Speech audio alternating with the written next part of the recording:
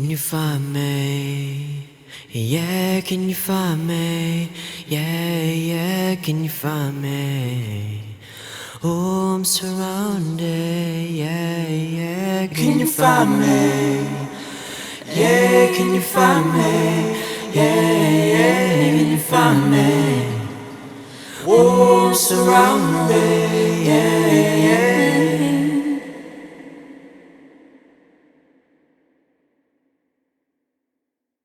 Frankie, turn me up in the headphones, man. Turn me up in the headphones, man. Turn me up, Ali. Turn me up, Ali. Take a sip of this right here. Hey, yo, Guru, turn up the Yo, Guru, turn me. Yo, telling Guru or Ali to turn up the mic it's just classic, man. It's like a regular person listening to that is like, yo, who's Guru? Who's Ali? Yep, like everybody well, started doing. know, everyone legends. started doing that when they heard Hove say it for the first time. Oh yeah, Then now it's everyone's like, like, turn me oh, up, Ali. I can talk to the engineer. I talk to the engineer on the thing, right? Yeah. Alhamdulillah. Well, my brother, obviously I was very excited to have this conversation because if there's anybody who has not only seen my personal progression as an artist from the beginnings till now, you know, there's also been somebody who has seen the complete behind the scenes as well. Mm-hmm. And it wouldn't have been right to not have somebody whom I am always very inspired by, that I can call a brother, a close friend, you know, to have this sort of discussion with.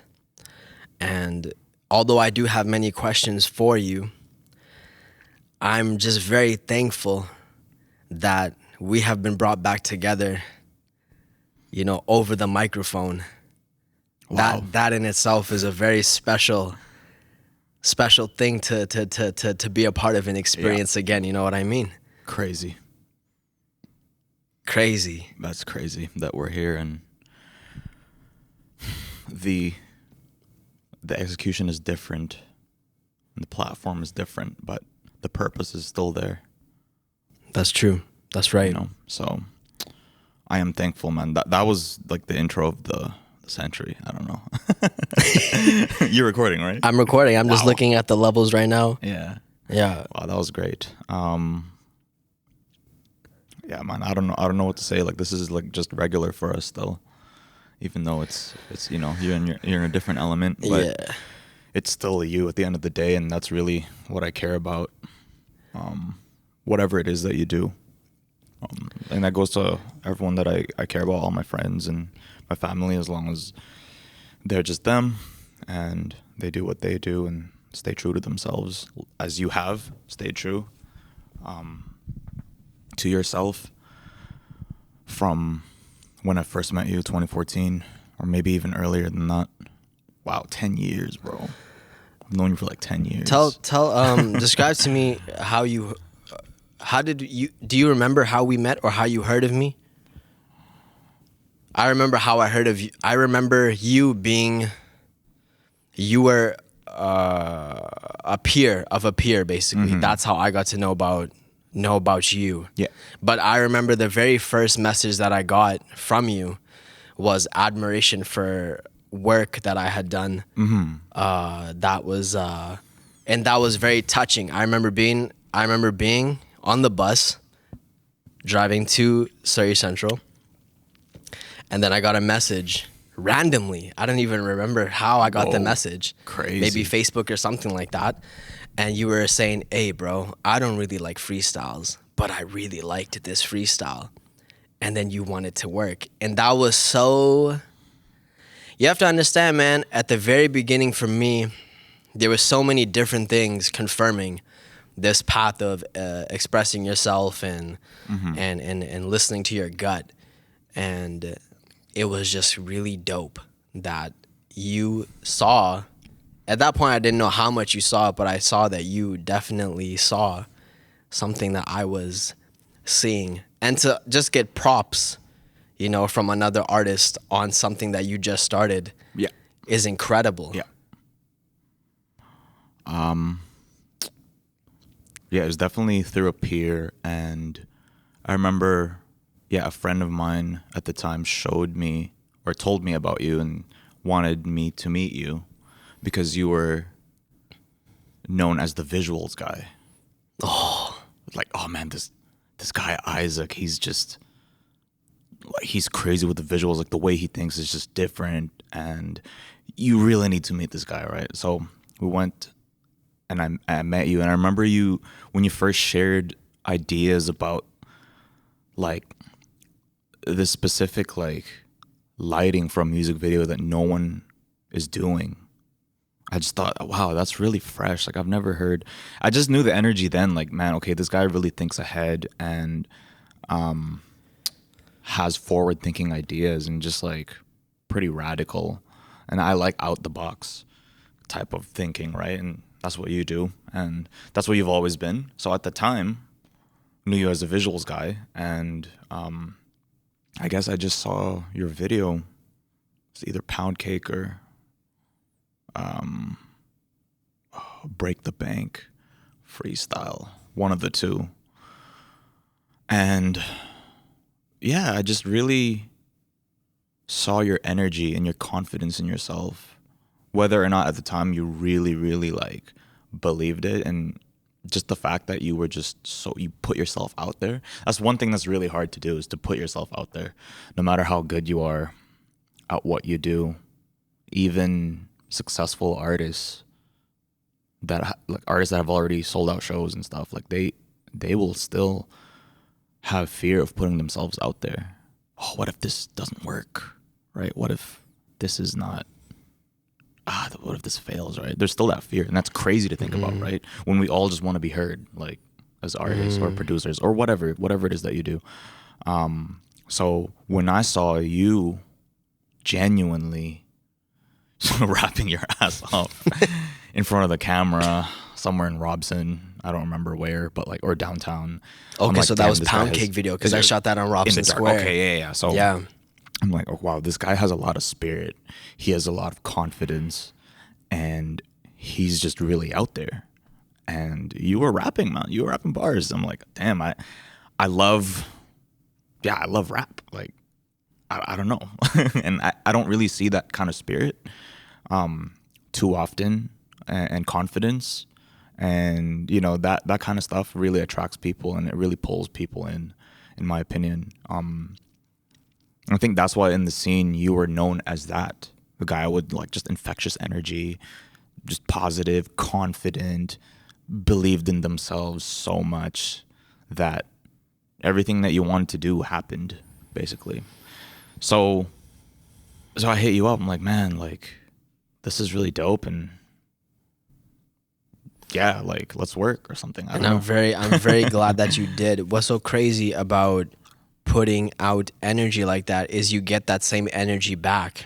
And that was all very confirmed, because in no time we set up a time to link up, and then we Yes. decided to put together something on the very first day. You invited me over to your home.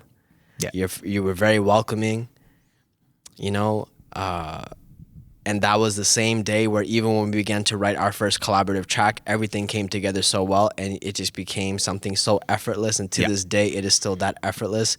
And it's something just like that. One act of reaching out, one act of kindness, recognizing, being selfless, Yeah. you know, giving somebody those energies, whether it's flowers or even just, you know, some sort of like, wow, man, I saw that. That was amazing.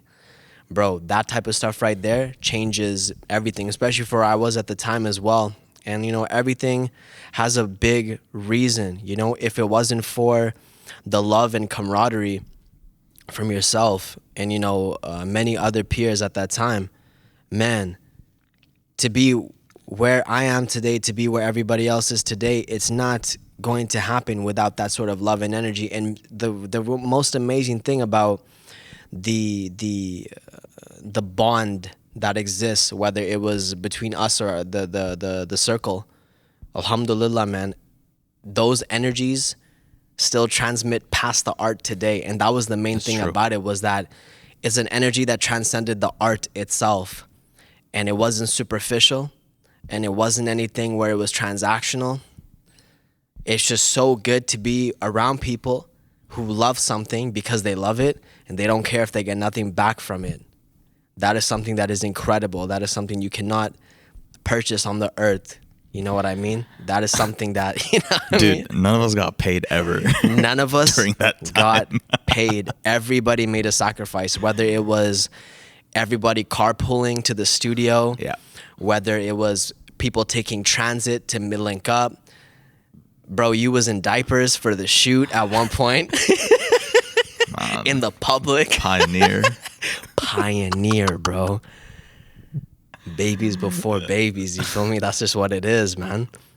Yeah, what's crazy was I remember working a job that paid very little and working full time, and all of that money went to, besides paying my student loan, like it went to the studio, bro.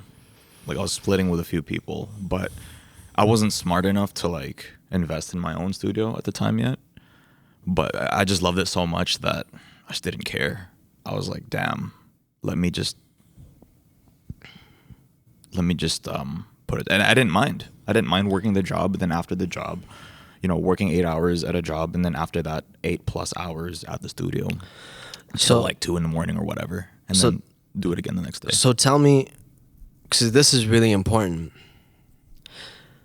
Tell me what comes into thinking like this, or what comes to feeling like this about life. Because, you know, being artists, there's a pressure that comes from everything else around you, where you're not taking the traditional route with school and then university, Right. college, you know, a sort of path that leads to financial ease. Yeah. Right? Something that's like, oh, you know, now I get my credit right, I'm getting my house or whatever. You know how it works over here in the West, you know what I mean? Yeah. That path of just playing it safe, right? As artists, especially indie artists, people who are creating opportunities for themselves with the gifts that God has bestowed upon them. What does it take in life to get to this point where you know all of this money at this job, I'm going to throw all of it at this thing where I don't really care if I get it back or not. I know I'm doing something where something else is coming back, something more valuable that is very hard for everybody else to see, right? What has to happen for a person to think like this? And I guess the first thing I want to hear, I guess, from you, or the one place I'll start, and then you can go from there, is, you know, how was it like growing up in a home where everybody is artists? Is that where it stems? I'm not sure because, yeah, I grew up in a family of artists. My father is an artist. He paints and he does a lot of mixed media, mixed platform art. But mainly he paints, and you know, he is my favorite artist of all time. That's beautiful. He, you know, growing up having just crazy paintings on the wall that people would look at art galleries, and it's just at the crib is crazy. You know, so yeah, my dad definitely inspires me when it comes to art, because he always taught me to just, first of all, be myself, which is the greatest advice anyone can give an artist, is to just be yourself. Because again, like I said earlier, I don't know if it was recorded, but there was never anyone like you before, there's no one like you today, and there's no one like you tomorrow. And that goes for everybody. Like, everyone's brain is just so different and complex. And yeah, growing up with that, and knowing that it's cool to be yourself. It's okay to be yourself, you know. My grandfather played every instrument. He was a band leader, and my uncle is one of my uncles is a underground rap legend, actually, in the Philippines. Actually, Yeah, that's amazing. Yeah. So that ties into my hip hop history, I guess, as well, because as a young kid, that's the first time I ever saw rap, like heard a rap. It was like local, you know, in the Philippines. And So yeah, being surrounded with that, and my mom loves to sing. My mom's a beautiful singer. Karaoke, you know how it goes, Filipino, like Word, you know what it yeah, is. yeah. But yeah, I guess it's really at home for me to be an artist. Yep. That's kind of like the answer, I guess. It's just natural. And for me, like in life, I think it's much easier for the soul to go the natural path of like just knowing who you are, where you come from, your roots, what you believe in, and just accepting your nature. And for me, like music is very natural to do compared to anything else in life. Like It came very naturally to me too. And what's so funny about you saying it about the home is that it also stemmed in the home on my side too. And I didn't have a family of artists, but then that's when I kind of connected as you were talking that plays in a part of everyone's individual story. So I know for your individual story, there's many aspects of how the art was always there for you. You know what I mean? And I know for myself that the art was always there via so many different forms of inspiration, whether it was Jackie Chan movies as a kid, right. or the games that was played growing up, to then finally seeing what was on TV and so on and so forth. But there's this special element where you realize that, and I don't know exactly, how to word it yet, which is why we're talking about it right now. But there's an element where you grind exactly how we're talking about. You're spending so much money. Yeah. But at that time, you don't really even care. You do not care. Still don't. You still don't care. And that's facts. And that there's something very, very special about that.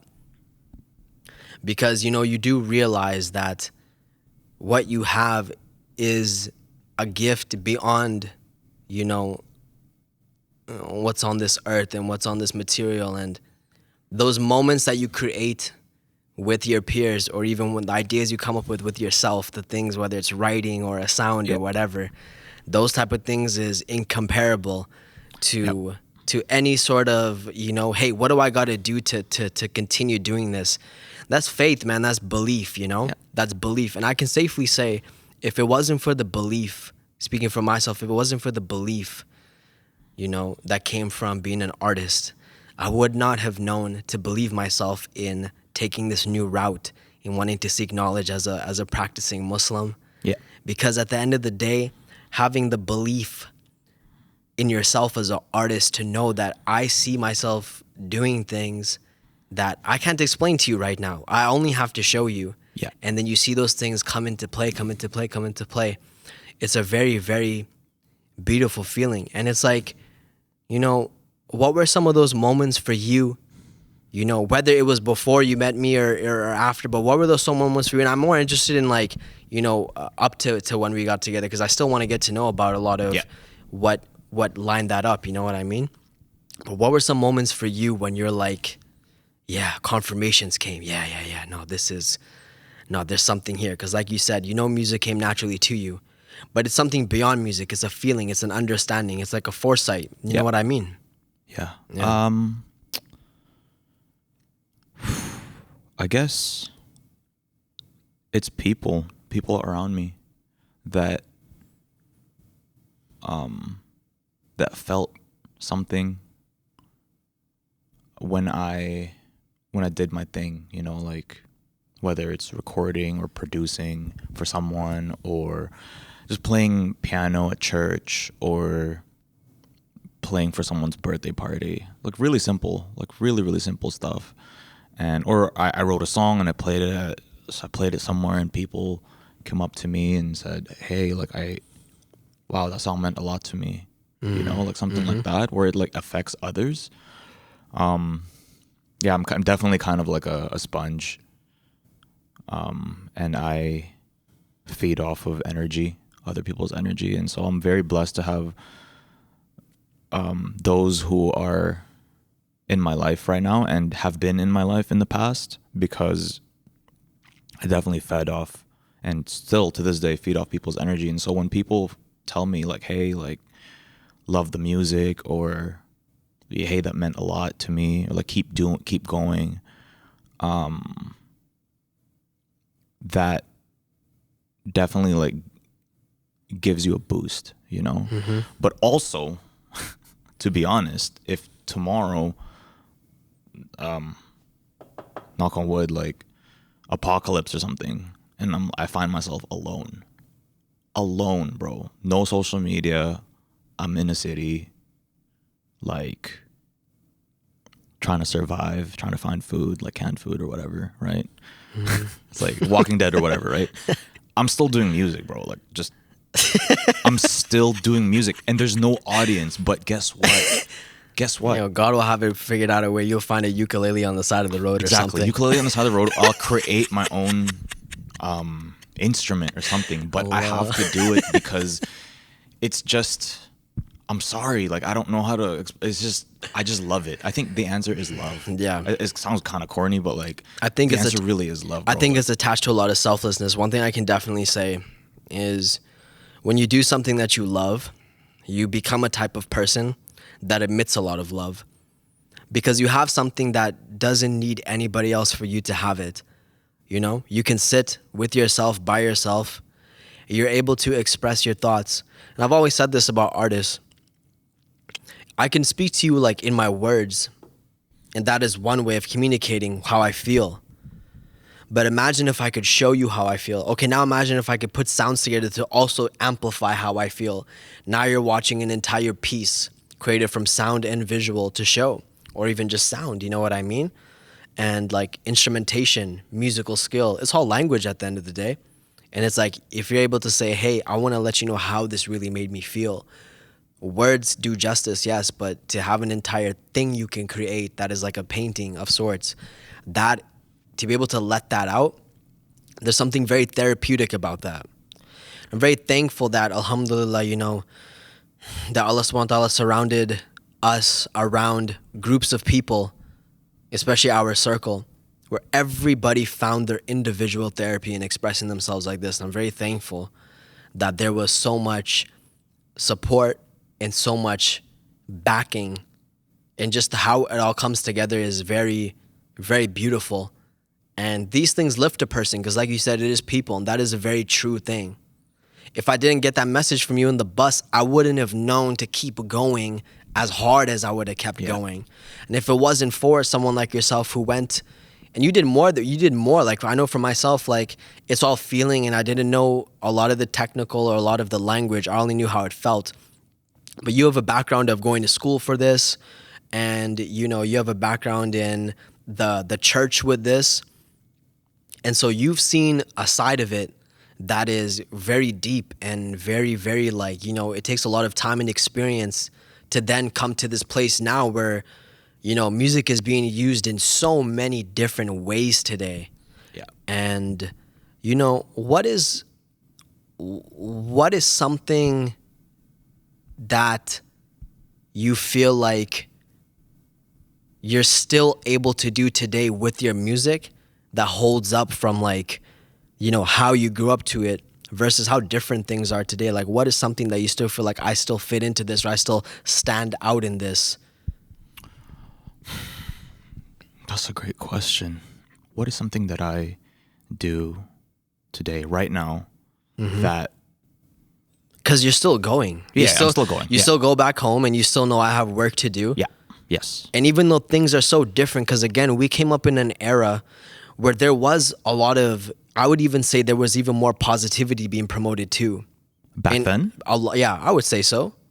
But maybe it's also what you digest as well. That's I know what you when digest. I know when you really do go back and you do listen to some of the things that we grew up and had fun with, it is really just like nonsense, and it is more fun.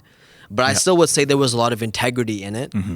And maybe it's because I'm getting older now. So I think a lot of older generation people do look at the younger generation as like, oh, there's less integrity.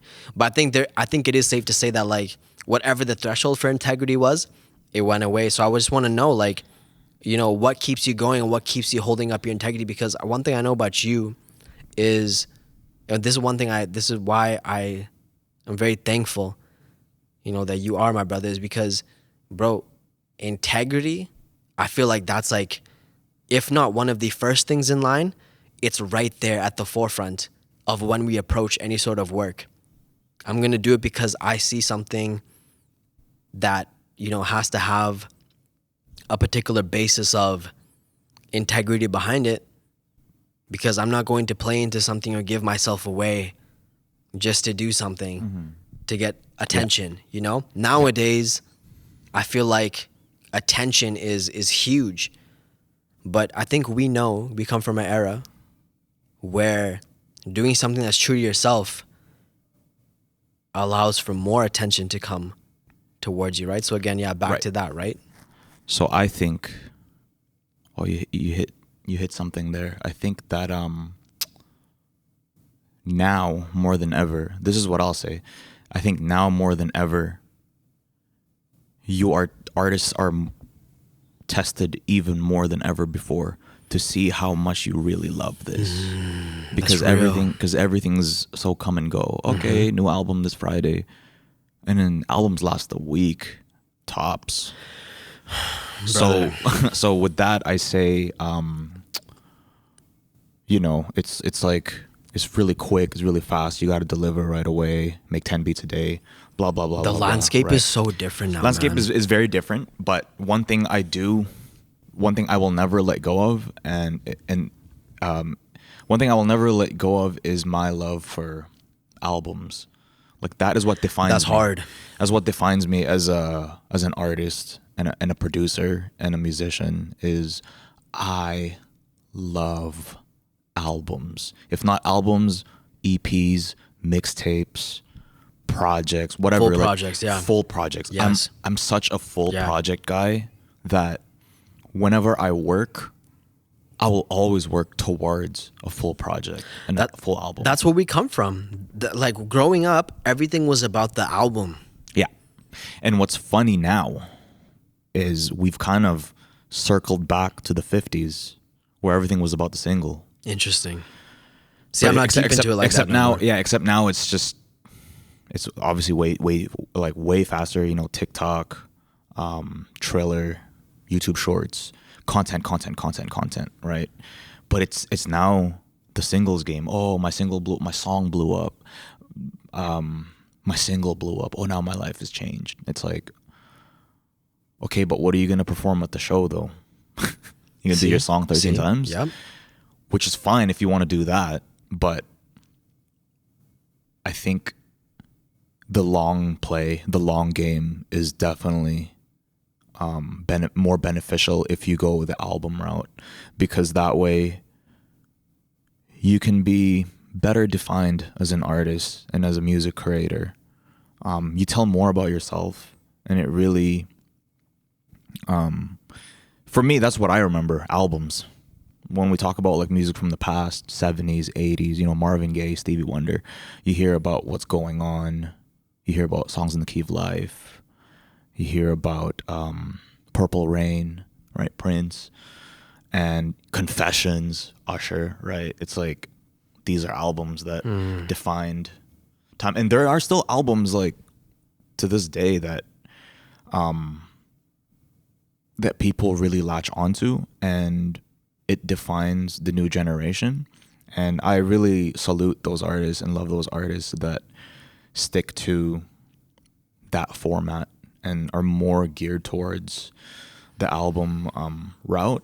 But I also respect the singles hustle though, because at the end of the day, like, man, like, people got to pay bills, and I just want people to do what they want to do and do what they love to do. And if you want to go the singles route and you want to go the route that like makes you the most money or like brings you success, then please do that, right? Like, that's like, everyone has different priorities. And for me, like, I'm just such an album guy that I can't. and here's the thing though, as you make the album, you're going to get the singles anyway. You know what I mean? You might even get a few singles, right? That comes with knowing, man. Yeah, so I hear you. You put out So you have the singles that pop, but like when people check, it's like, oh, it's part of a body of work. And when they listen to it front to back, even if you don't listen to it front to back, you have like 13 to 15 joints that helps define you more. And then your fans are more invested in you anyway, because you're saying way more on a project. You've put it together. It's a body of work. You stream more anyway if you have projects, right? So I think that's, even though albums are not the thing anymore, I think that's what, in my opinion, like will help me stand out, and it helps me stand out, is because that mentality of like, damn, this is old school. It's not like, it's not relevant anymore. I understand that. I fully understand it, but I also fully embrace it, because that's who I am. That's what I love, and that's how I listen to music. Like, I don't listen to playlists. I don't listen to singles. I'll listen to singles, you know, and I'll listen to a playlist if it's on at Aritzia when I'm with my girlfriend, because they're playing like.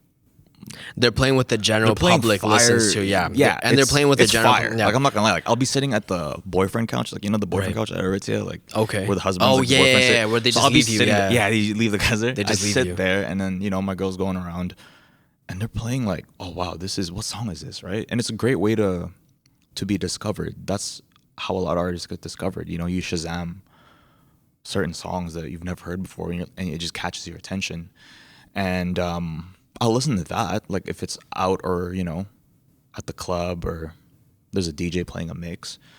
But when I'm by myself and, you know, I'm studying and I'm listening to music, it has to be albums, bro. Like, that's the only way I listen to music.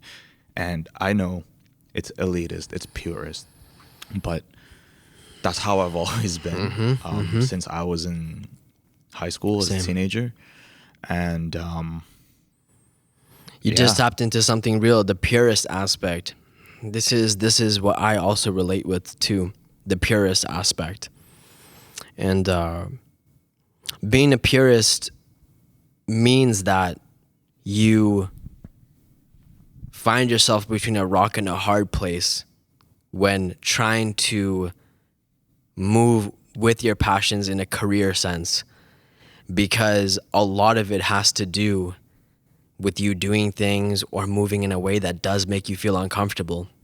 Yeah. And it's like, have you found a balance or a peace in this? Have you found something that works for you in this?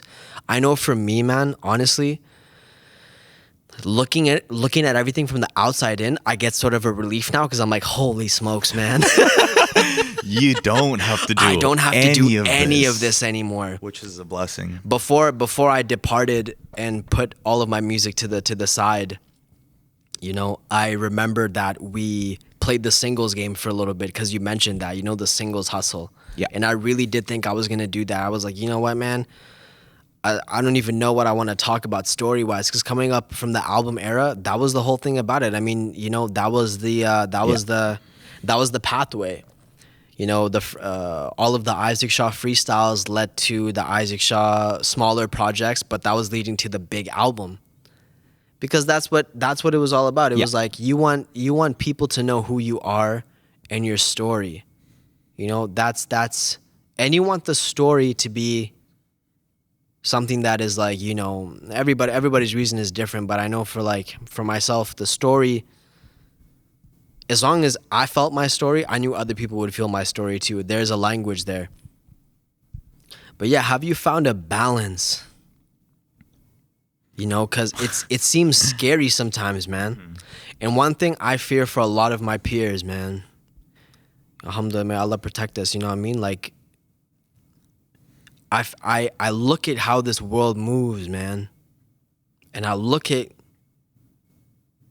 you know, what these industries can do to a person. And I mean, we've experienced it firsthand too, you know, we've seen it first account. So it's one of these things where you have to be very careful, but at the same time, you have to understand that how much control do these things really have on you? So have you found a balance, you know, that has helped you at this point? the balance of understanding the playing field currently and playing towards that, and the balance of like maintaining myself and like how I do things. Yeah, because you have to still play the game. Yes. So, but you don't want to be, a Franco in the future where you're disregarding your friends, your family, the people who are always there for you, and all of a sudden see some people don't care. yeah. Me, the only reason I'm projecting is because I feared these things from myself. Oh, dude, you don't want to be the type of guy where, even now, as going to studying when I'm studying, Yeah. there is a place where you can get caught up in your ego. You can get caught up in the leadership aspect. Now all of a sudden you're completely wrong and off with who you are in your community. It's like, that's not why you're doing this. You know what I mean? And it's like, yeah, that aspect, because you have to still play the game. Yeah, for sure. Yeah. I think that the key is balance. Like that, the answer is actually in the question. Amazing. The key is balance, because you have to stay in touch with your people, especially those that have been with you from the jump. I have a few friends that are still around from my earliest days that still hit me up and like see how I'm doing and still support me. And yeah, they mean the world to me. And even like friends that I've just made in the last few years, like new friends, quote unquote, right? You got to stay in touch with reality, and the reality is my relationships with those people, and that's what matters the most. That's what I cherish and value the most. Obviously, my family, right? A lot of this doesn't mean anything if those people are not there anymore. You know what I mean? No, a lot of not this at all. doesn't mean anything. Not all. I mean, a lot of success you hear too is like, oh man, I want to buy my mom a crib. You know what I mean? Like it's about like that was like, one of the things. That's a great thing to tap into. What was those things that you heard? That was one of them. About my mom a crib. You wanted to say the same thing. Not only does it pay homage to the teachers that taught you, but it was a true goal. Yes. It was those type of goals were more true than having, any new whip or being able to, have something like, that you could wear around your wrist or your neck. Right. These were the things that made you feel like you actually are doing the thing. You know what I mean? But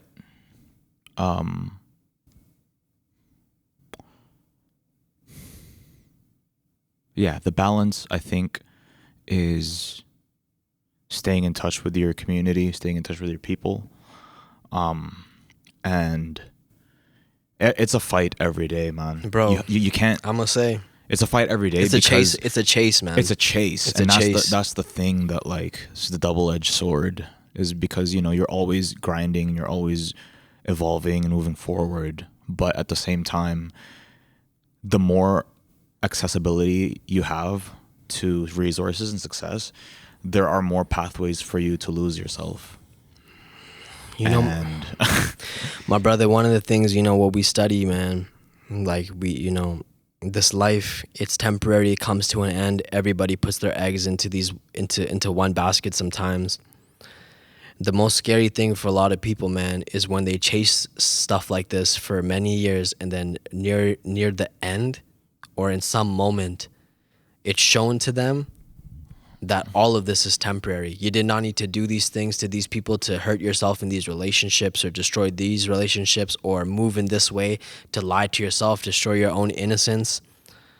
And a good heart, man, will always be protected. We always have to remember that. A good heart will always be protected. Sometimes we think we know what's good for us, but we really do not know what's good for us. We will want something. We think that we want something. We need to have this thing, but it's never given to us. Why? Because the Most High knows, no, you are not meant to have this. If you have this, it will destroy you. That's why it's being kept from you. But you will get something that you didn't expect. You might not want it, but you will still get it because it is good for you. There's an example of this right now. Actually, a few examples of artists that are top of the charts, bro. Top of the charts, like winning, rich, Music is like everywhere. Fan base going crazy, like toured the world. Great albums, right? I'm not gonna name the artist, but like I remember this artist posted like randomly on a whim, and they were like, "I don't want to do this anymore. I wish I was broke again, or I wish it was like back in the day. I wish no one cared, bro. Like this artist really said, I wish no one cared again, like so I can just make music." And that's like when I read that, I'm like, damn, like this can be really seen as ungrateful. Do you know what I mean? Because what do artists wish the most? To be heard, right? What is this person talking about? Like, yo, we want your spot, right? So they get to the spot, and all of a sudden, oh man, like I'm actually sad. I'm actually depressed. Actually have severe anxiety. May or may not be doing drugs. And I think the big thing too, when artists claim they want to retire, what they mean by that is not to retire from music, but rather retire from everything around the music that has nothing to do with the music. Has nothing to do with They want to retire from their management. They want to retire from the label. They want to retire from the fans that are annoying on the comments. Like, yo, speak on it. Where's the snippet? Like, you didn't drop this. You didn't drop the snippet from 9 months Criticism ago, for right? everything. You can never put out a good thing anymore because everybody will have something to say about it. That's a completely different Word. That's another conversation. That's something else altogether. entirely, But yes. what I'm saying is, like, you know how like some of our favorites, like, yo, I'm done with music, right? They're not. No one retires from music, bro. Nobody. No. I'm sorry. Well, but you know what I mean, right? Okay, if you're really like built to do music, those who really, really love music, you're just retiring from the exhaustion. You want to retire from the exhaustion of like everything that is around music, and that involves labels, management, fans, the pressure to follow up your last word. Let's say you dropped the classic, right? You dropped the classic, absolute classic, like high ratings. Yeah, it's across the board. Yeah, across the board. Everyone's talking about it. You changed the game. Yep. Right? Bro, the next album, the pressure of that last one, it's like, yo, are they going to follow it up? How are they going to follow it up, right? Damn, like, what are they going to do next? This is why I think. And so artists mentally get crippled. Oh, man, my fans are on my ass. Like, I'm scared. Like, how do I follow this up? When really, like, you should just do whatever you want. Because the best stuff is made when an artist is truly tapped into themselves and just expressing it. Because how did we get to these classic albums, right? They just did what they wanted. And obviously there's like a lot more to that. You know, there's marketing, but the actual music that is made is like right here in the heart, right? And that's what I'm tapping into more nowadays with my work, whether it's for myself as an artist or for my clients as a producer, artist that I work with. It's really about tapping into like, hey, what's truly you? What do you want to say right now? And where are we at today? And what do we want to make? That's what Miles Davis did. That's what Kanye did during his run, the classic run days. It's just about that moment in time and just like not hanging on to it and just releasing it.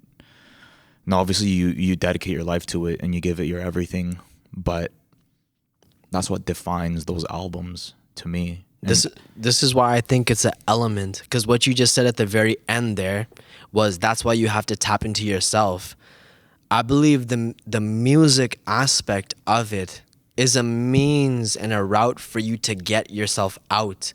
But at the end of the day, when we speak about what led to our favorite classic albums, especially when they're debut albums, we love those. Yeah.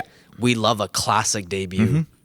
Whether it's an Illmatic or a Good Kid, we love a classic debut.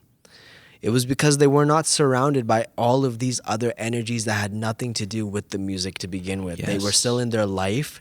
They could go outside, they could go to the store, they could be with their family, they could be with their loved ones. They were able to still feel a hunger that is not felt after you get everything that this world is throwing at you because of what comes with success and the aura that surrounds it. You know what I mean? Yeah. And even when you're saying that they leave, they're just trying to leave those energies because at the end of the day, they're always just trying to tap back into themselves as a person. And you can definitely get lost because what do you start to give away when you start to people please is you start to give away yourself. Now you're not listening to your own opinion anymore. Now you're trying to please everybody. Everything becomes very people pleasing. Yeah. And that's when you have artists, even pop artists. You know, I have a lot of love for a lot of artists that go pop, and some of their singles, their first pop singles are incredible. But then you do see that later on, they become just generic Met Gala or, you know, runway type of person where everything that they're doing is to just get on the cover of whatever or to be the main topic on whatever. And it's like, oh, this person is now played into this thing. And you can tell, man, there's probably a lot of turmoil going on this person's head, but they can't ever tell you that. Yeah. And that is a different type of, you know, turmoil in the mind. Those things do not feel good. Even when you're coming up as an artist and you're indie and nobody knows you, there are moments, you know, where you give away yourself a little bit and you can feel that uncomfortable feeling. Yeah. And like you said, it's a struggle. It's a struggle because you're not telling yourself, man, should I do this? Because I know it's corny. I don't do this. But I know they love this. This is a very, very tough thing to go through. Yeah. It really, really hits that soft spot in you. Yeah. And for a lot of people, man, this is a make it or break it point. You know it. For a lot of people, it's a make it or break it point. And, you know, coming back to the aspect of what you said, it's an element, right? This is how I know it's an element, because even when you separate yourself from all of those energies and you connect back to yourself, you start to act right and perform better in other facets of your life, even outside of music and your art. You become a better brother, a better family member, a better peer. You become better to others and things like this. Even if, you know, people, they want to do different things like exercise or get their life right with whatever sort of thing, they succeed in that as well. Yeah. Again, it's just a means to get it out. It's a very powerful means to get it out. Music is a very powerful means to get your expression out. But at the end of the day, it has to do with the element. Unfortunately, yes, like here on the West, especially where the main aspect of music comes out with regards to, you know, like the industries and stuff that we have, you know what I mean? Not disregarding everywhere else in the world, you know, it's big everywhere.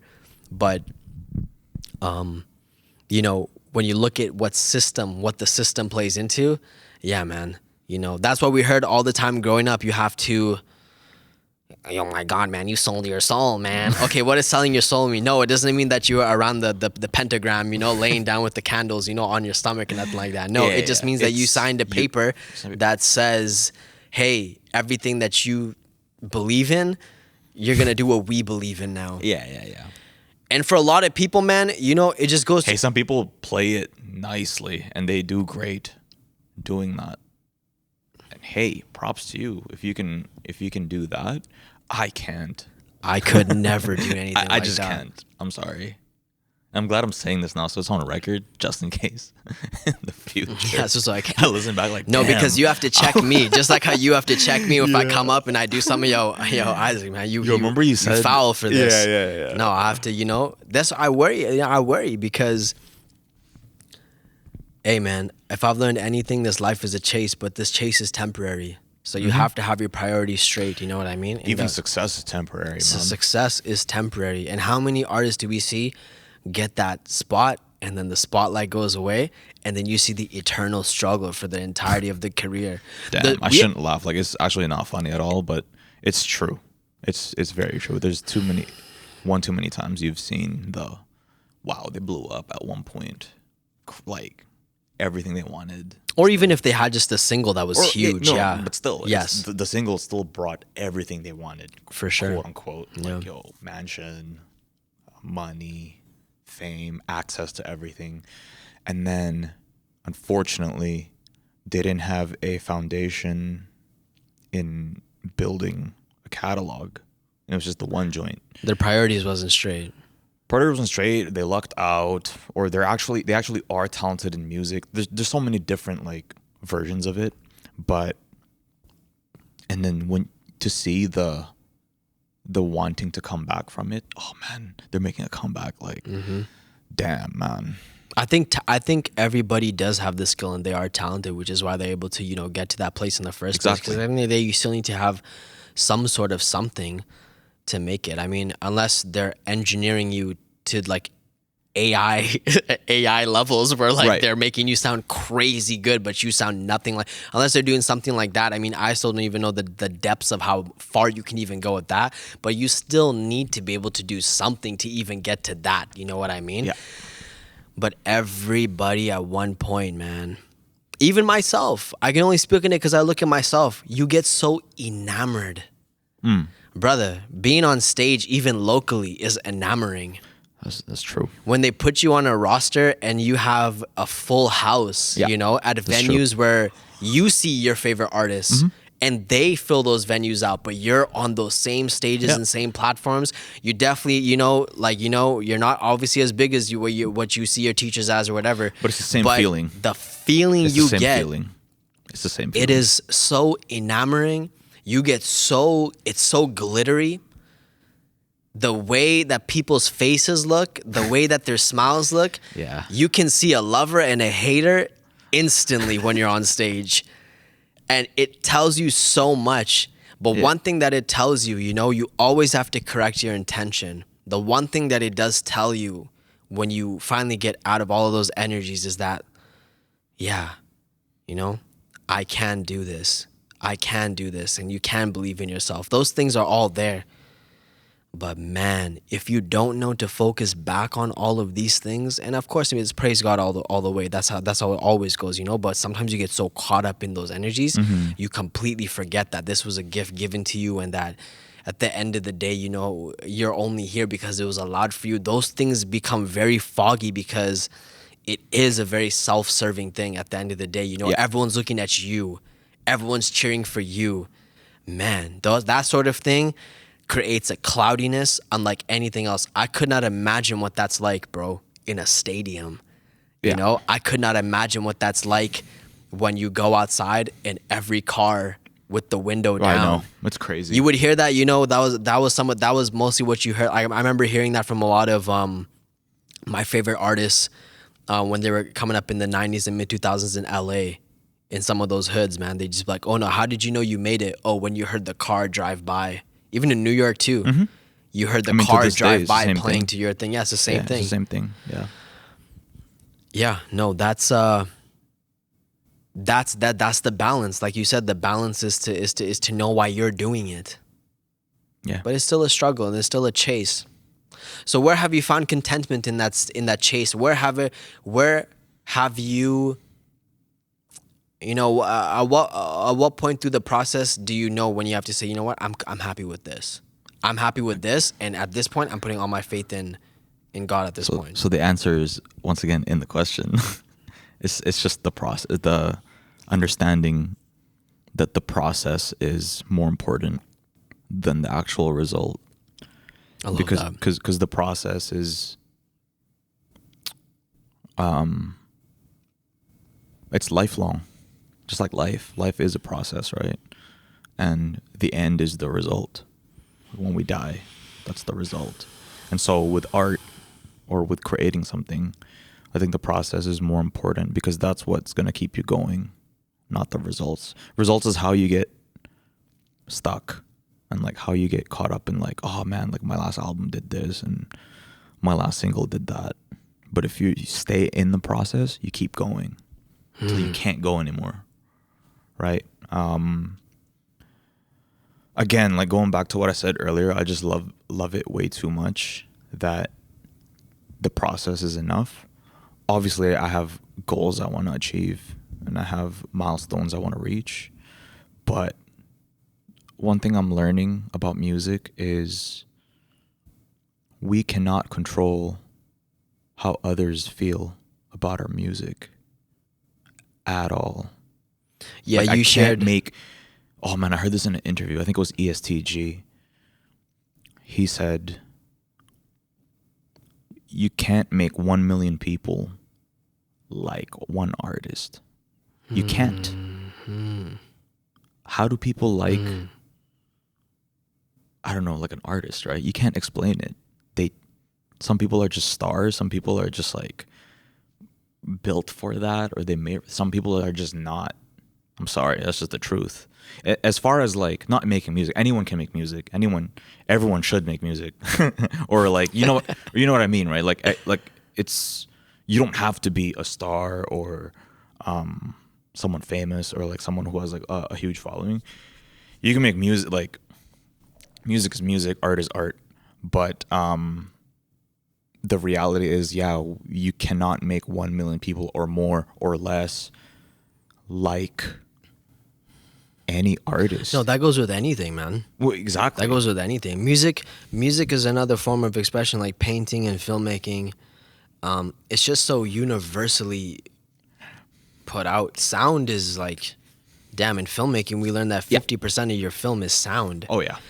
Sound is a sense, the human sense of Yeah. sound. You know, just like how with the aspect of seeing with your eyes is like, you know, that's a human sense. Music taps into a human sense, unlike anything else. And it's like with music, man, there was always two different things with regards to music for myself, and you can elaborate more on this for yourself.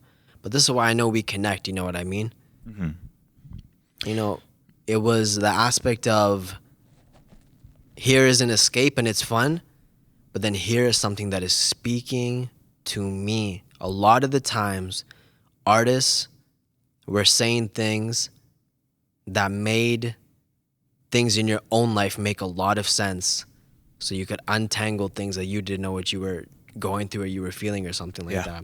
And now, I'm not sure, you know more than I do at this point, but just from looking at the outside in, is there an imbalance in this with the aspect of it being consumed on some just like a snack and for fun versus how many people are speaking to people nowadays? Or I guess does that depend on the listener still? Because you do control what you listen to. Yes. But it does seem like whatever's being outputted at this point, that's more like, nah, let's just have them while out more these days. I think there's two sides to it. I think there's the mainstream side that everyone sees, and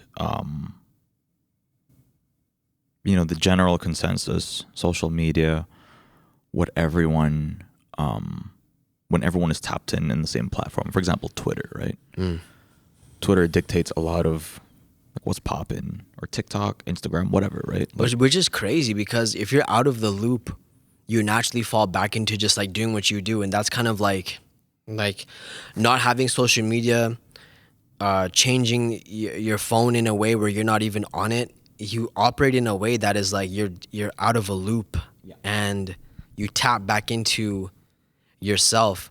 And that's really important in the creative process, is knowing what you're doing for yourself, for you, your narrative. This helps stay away from a lot of those things, but that doesn't change what's happening with the machine and what people are doing. so the two sides. So that's the first side, where everyone is like talking about the same thing, and music is weekly, new music Friday, or like playlists and whatnot. And the other side is just different bubbles and artists just finding their own community, whether or not it's a small scale artist or a large scale artist, and those fans just being invested in that world. It's not like back then everybody listened to Prince, or like it's not like or Michael, or there was always that one artist that was the main artist that everyone understood, Stevie pushed Wonder, towards, or like or you know what I mean, like that's definitely gone. I'm sorry, that's not gone here anymore, and that's okay. I've embraced that now, because back then when an album dropped, it's like albums drop like events, right? Like, oh man, like But so also and so these- is dropping, and These so artists were they were leaders though too. they're still leaders today. They're still leaders today. Okay. But let's say artist A drops, right? And it's a classic and it's like revolutionary today, like 2023, Sure. right? Yeah. Not everyone needs to listen to that anymore. I'm sorry. That's just the facts. Man, you know what? It's not only We that, want but to, and maybe everyone should, but now people have the absolute choice to not to. It doesn't affect their life. Matter of fact, they're gonna go on Twitter and be like, "Yo, this is trash." Like, yeah, within 3 seconds, right? and then in like a week, they're already gonna move on. Yeah. Yeah. I don't know what to tell you, man, but that's what it is. Yeah, this is an algorithm that is like it's too complex now in its thing, because it's like the only reason we are talking about it is because you have to work with it, because working against it, sometimes it works. That's the whole thing about it. It can work still. You know what I mean? You have to find what works the best for you, and at the end of the day, you know, as long as you know what works best for you, that makes me happy, makes you happy. Yeah. And one thing that I've connected with is that there are so many ways to be able to be financially okay in art these days, and there's so many ways to still live out what you want to live out. At the end of the day, good character opens more doors than sometimes like the best art, man. You know what I mean? Nowadays, you can't even tell who's a friend or a foe in particular aspects of, you know, these type of things. You know, you can only ever be yourself. You don't know who wants something from you because you have something that they want, or that you have something that they want, or who genuinely sees you for you and says, "Hey, man, I think that what you do here, I see what you're trying to say. That's incredible." Yeah. I'm very thankful that we grew up in an era where that was like one of the main lines of communicating still. And like our friendship started, our brotherhood started on that. Hey, I see what you're doing. Yeah. I think that's great. Hey, let me see what you're doing. Whoa, I see that. Yeah. You know, to this day, some of your first pieces, they speak to me still. But because you're speaking to yourself, you're doing something that you know you come from. You know, it's a particular type of cloth, right? Yeah, I feel like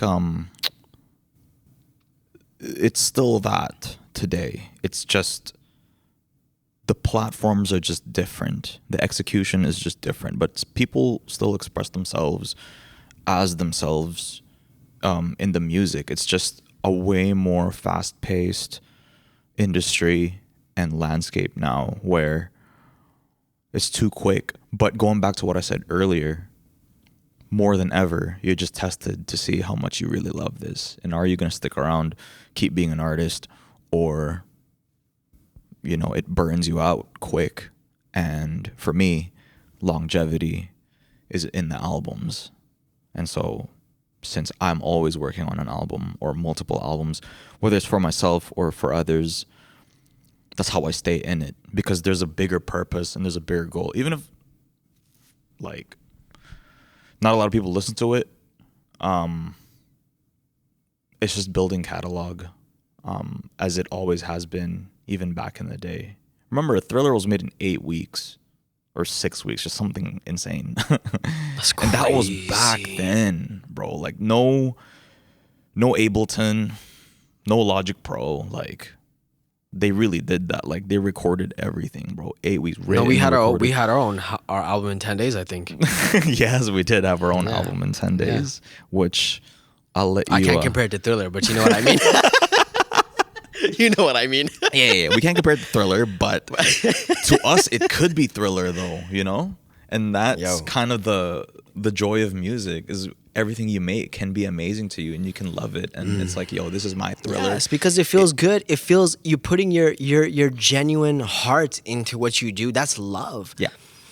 And sometimes, like you said, it's going to test how much you love something, right? But you also have to understand, sometimes the test can also be, is doing this thing that you love, are you even approaching it the right way? Yes. And is this thing that you love, can it become a little bit toxic for you? Mm-hmm. It's true, man. even when you study something like Islam, even when you study something like what this is, and this is something that is very sensitive to people's spirits and people's hearts, you know what I mean? Mm-hmm. There is an avenue where it all comes back into who you are, always. And you always have to, we say in our community, always rectify your intention. Yeah. Always rectify your intention. Why am I doing this? What is the reason for me to act like this with this?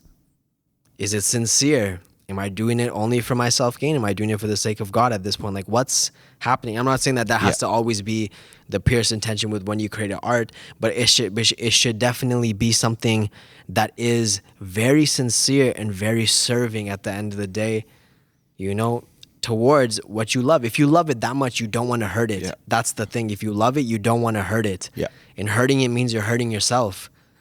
And ultimately, this leads to major setbacks. We've seen it. I mean, we've seen it in artists that we've loved. And we only know this because they've expressed it this way as well.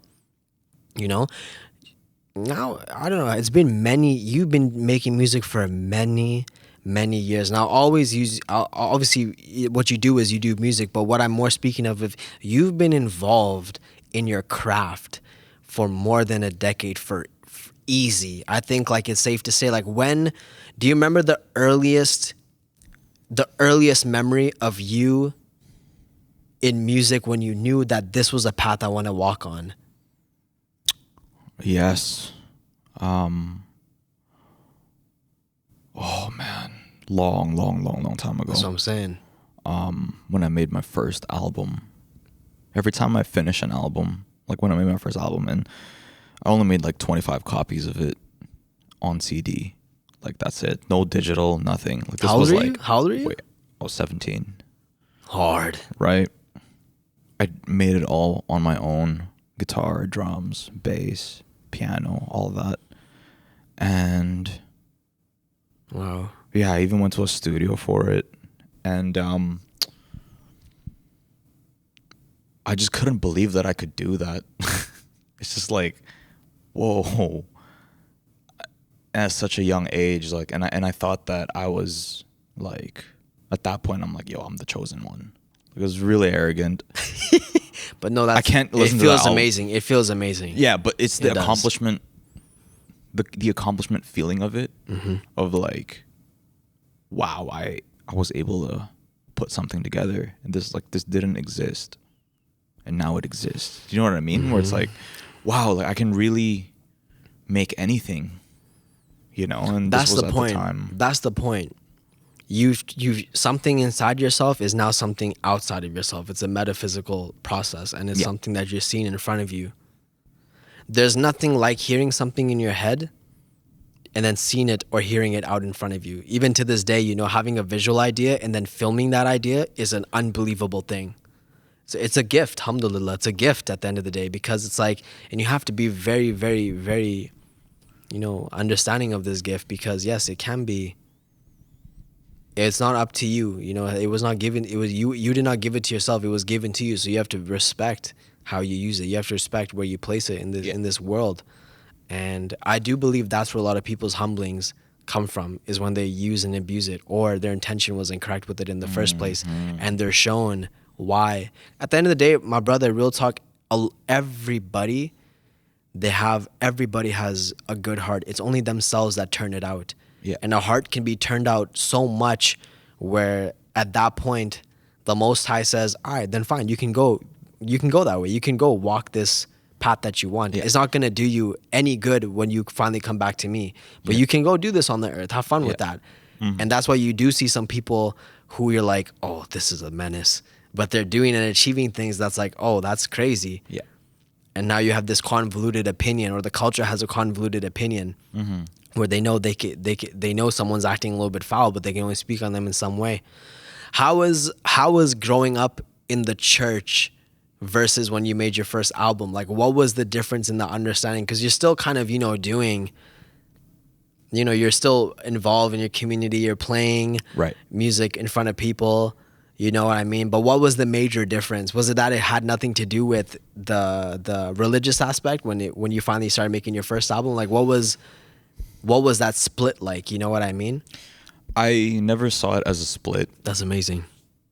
To me, it's all music. Whatever it is I do, it's the same thing. It's music. Whether I'm working on like 5 different projects, or I'm doing something for someone, I'm doing something for myself, I'm playing an event.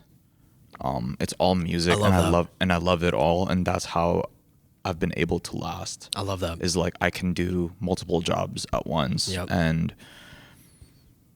if I am needed for this, I will do this. If I'm needed for that, I will do that. Whatever it may be. Like, you know, when you asked me to do the intro, I don't know if you're still going to use it, but like vocals only, no instruments. That's music. And it's for your purpose, you know, where it's appropriate for your beliefs and it doesn't conflict with, you know, what you believe in, and I'll do it. You know what I mean? Like, yeah, and just anything involving music and I'm asked to do something, I'll just do it. And I think that's what that was. But making my own music is the most liberating experience, because nobody gets to tell me what to do.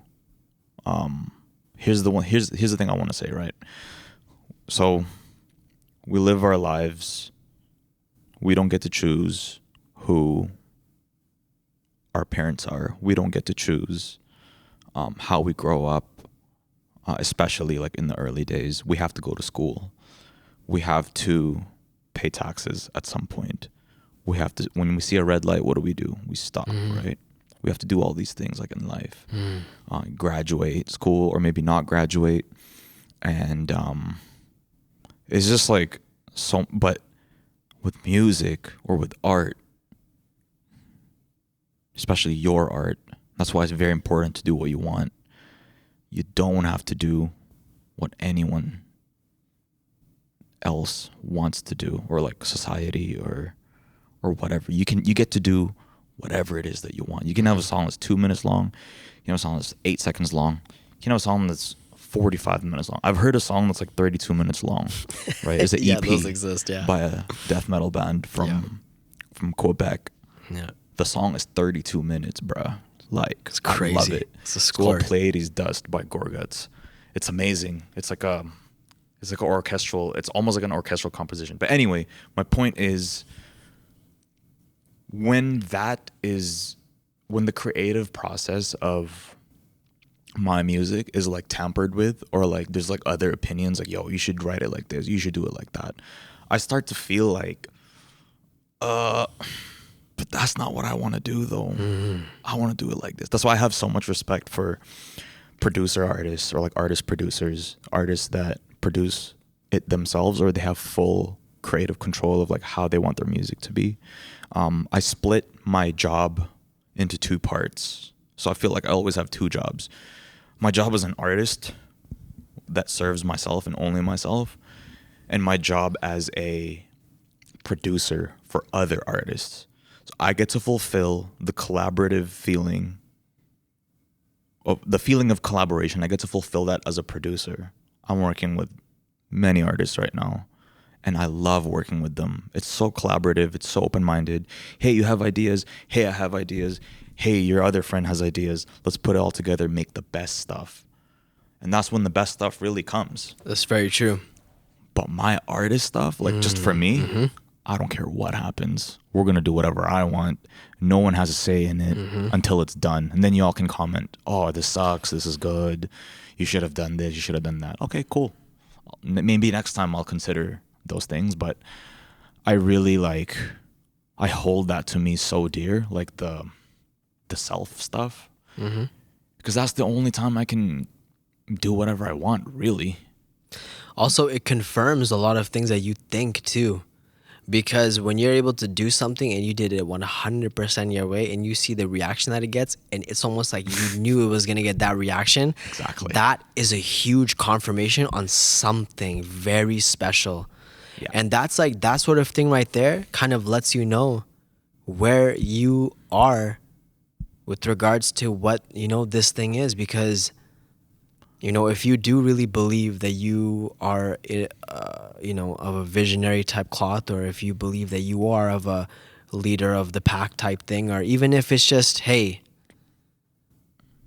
I want to be in the room with these same like-minded people that feel the same way, no matter who it is, your teachers or whatever. But there's something so ill about what you just said. And to be honest, that's the truest. That to me is just tapping into the truest understanding of it. That's the best part about it, is seeing something within yourself, seeing something that is outside, forging those things together, having full control of it, you know? And even though like that control is, you know, it's gifted and it's granted to us. Yeah. It's still so beautiful to be allowed to be able to have that. Absolutely.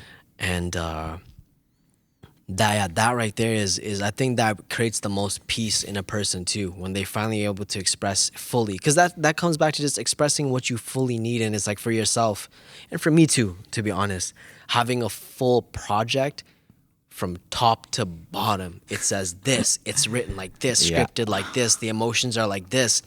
Then you feel like you've successfully gotten everything out, in which case you can almost breathe and just live life again and absorb till the next story comes. If you already don't have the next one already plotted out, you know what I mean? Exactly. And so I'm very thankful and privileged and blessed to have the two jobs that I have, which is a self-serving artist for myself and also a selfless producer for someone else. You are a very selfless producer. It's like, hey, anything you want to do, buddy, we're going to do it. You want to do that? Or you want to change it 7 times? Let's change it 7 times. Whatever makes you happy. I love being that for others. But when it's my turn, I don't care about any of y'all. I don't care about any. Like, it has to be done the way I want to, is because that's the only time I can fulfill that need to express myself fully. And maybe it's whack. Like, maybe the album turns out whack because I did it way too, like, it's like maybe it just turns out whack, right? But at least But you learned that it turned out whack, yeah. Yeah. And I obviously I'll learn and I'll grow from it, but it's like, and like no one likes it. I like it. That's kind of all that matters to me. I'm sorry, like It's true. It's true. Yeah. Because I already fulfilled that other feeling with my other job. And we'll see what brings me success, honestly, but you know, it's 2 paths, 2 trains. But success is, I'll be honest with you, man. Success, oh man, I'll tell you this, you know, from stepping away from it, there are people who are successful and all they have is their brothers, their sisters, or their family at home. Yep. Full-time job, you know what I mean? They got the pension on the way type thing. They get to go and be, you know, with their people, or a weekend out at the ranch or whatever, and then they go back to their 9 to 5, you know, and then, but they smile the most at the end of the day, you know what I mean? Success is really, man, what you say that it is. And I think that goes back to what we said with regards to, you know, why am I doing this? You know, one thing that parallels with us is we have a lot of love for the artists who love to just be behind the scenes, and they couldn't care if they were ever in front of the camera. Yeah. And they know that, hey, you know what? You may never see me, but you see all this paperwork, you see all those credits. Yup, guess where I am? You won't find me. I'm off the grid, bro. Off the grid, yeah, super off the grid. Success is what you claim that it is, and you've been doing this for so long now. You have seen so many aspects, and you've been blessed to be able to see things from the aspect of your basement to the aspect of record label rooms and stuff like that, man, and spaces. You've been blessed to see a large spectrum of what life is like in this field. Yes. You know what I mean? Yes. So ultimately, it is always what you say it is, and it's where your priorities are at. Yeah. And across the board, I mean, we look at some of our favorite artists today. I mean, I can always use someone like Three Stacks as an example. Someone who will play the flute on the corner of New York. Yeah. Like, that's 3 Stacks, bro. Like, Yeah. what are we talking about now? You know what I mean? I guess it goes into how deep you see something with regards to the truancy of what this is. Because at the end of the day, life is an illusion. These glittery aspects of the success and the fame of art and music especially is an illusion. And, you know, with all of the time that you've had spent in this, I think it's safe to say that you now see that your experience today, even if it feels like every new project is a debut, your experience today, that shows, oh no, I have a lot of understanding of what all of this can do now. Yeah. And that is a saving grace, because you would rather have all of this and then get something like, hey, you now have a countrywide tour coming up. Yeah. You are now prepped because of all of the years from before, Exactly. rather than you get that instantaneously and you don't know nothing about nothing. You're going into it thinking that you have to act this way, move this way. Now you know, if you ever go into any meeting for anything with regards to your work, you know how you want that paperwork to work out, rather than give everything away. Yes. For what? You know what I mean? That is where we always have to rectify our intention, look back at what it is that we do. Because, you know, for me, one thing that was really hard, man, I really went through a very dark space when I let go of music, because I was in the same understanding of, oh no, this is what I want to do. This is everything I'm supposed to do. So when you take that away, I mean, just try to, it's really tough to even conceptualize and empathize with.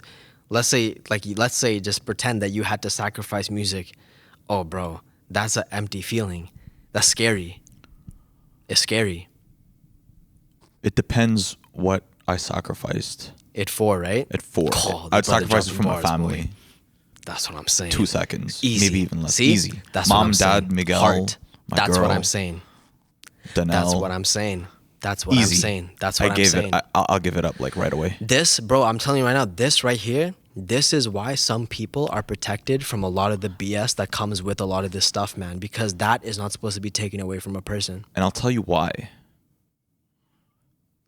I've experienced happiness, and I do experience happiness without music. As much as music means everything to me, and it means the world to me, you know, I'm built to make music or whatever. Like I love it so much. I know what happiness feels like. I know what fulfillment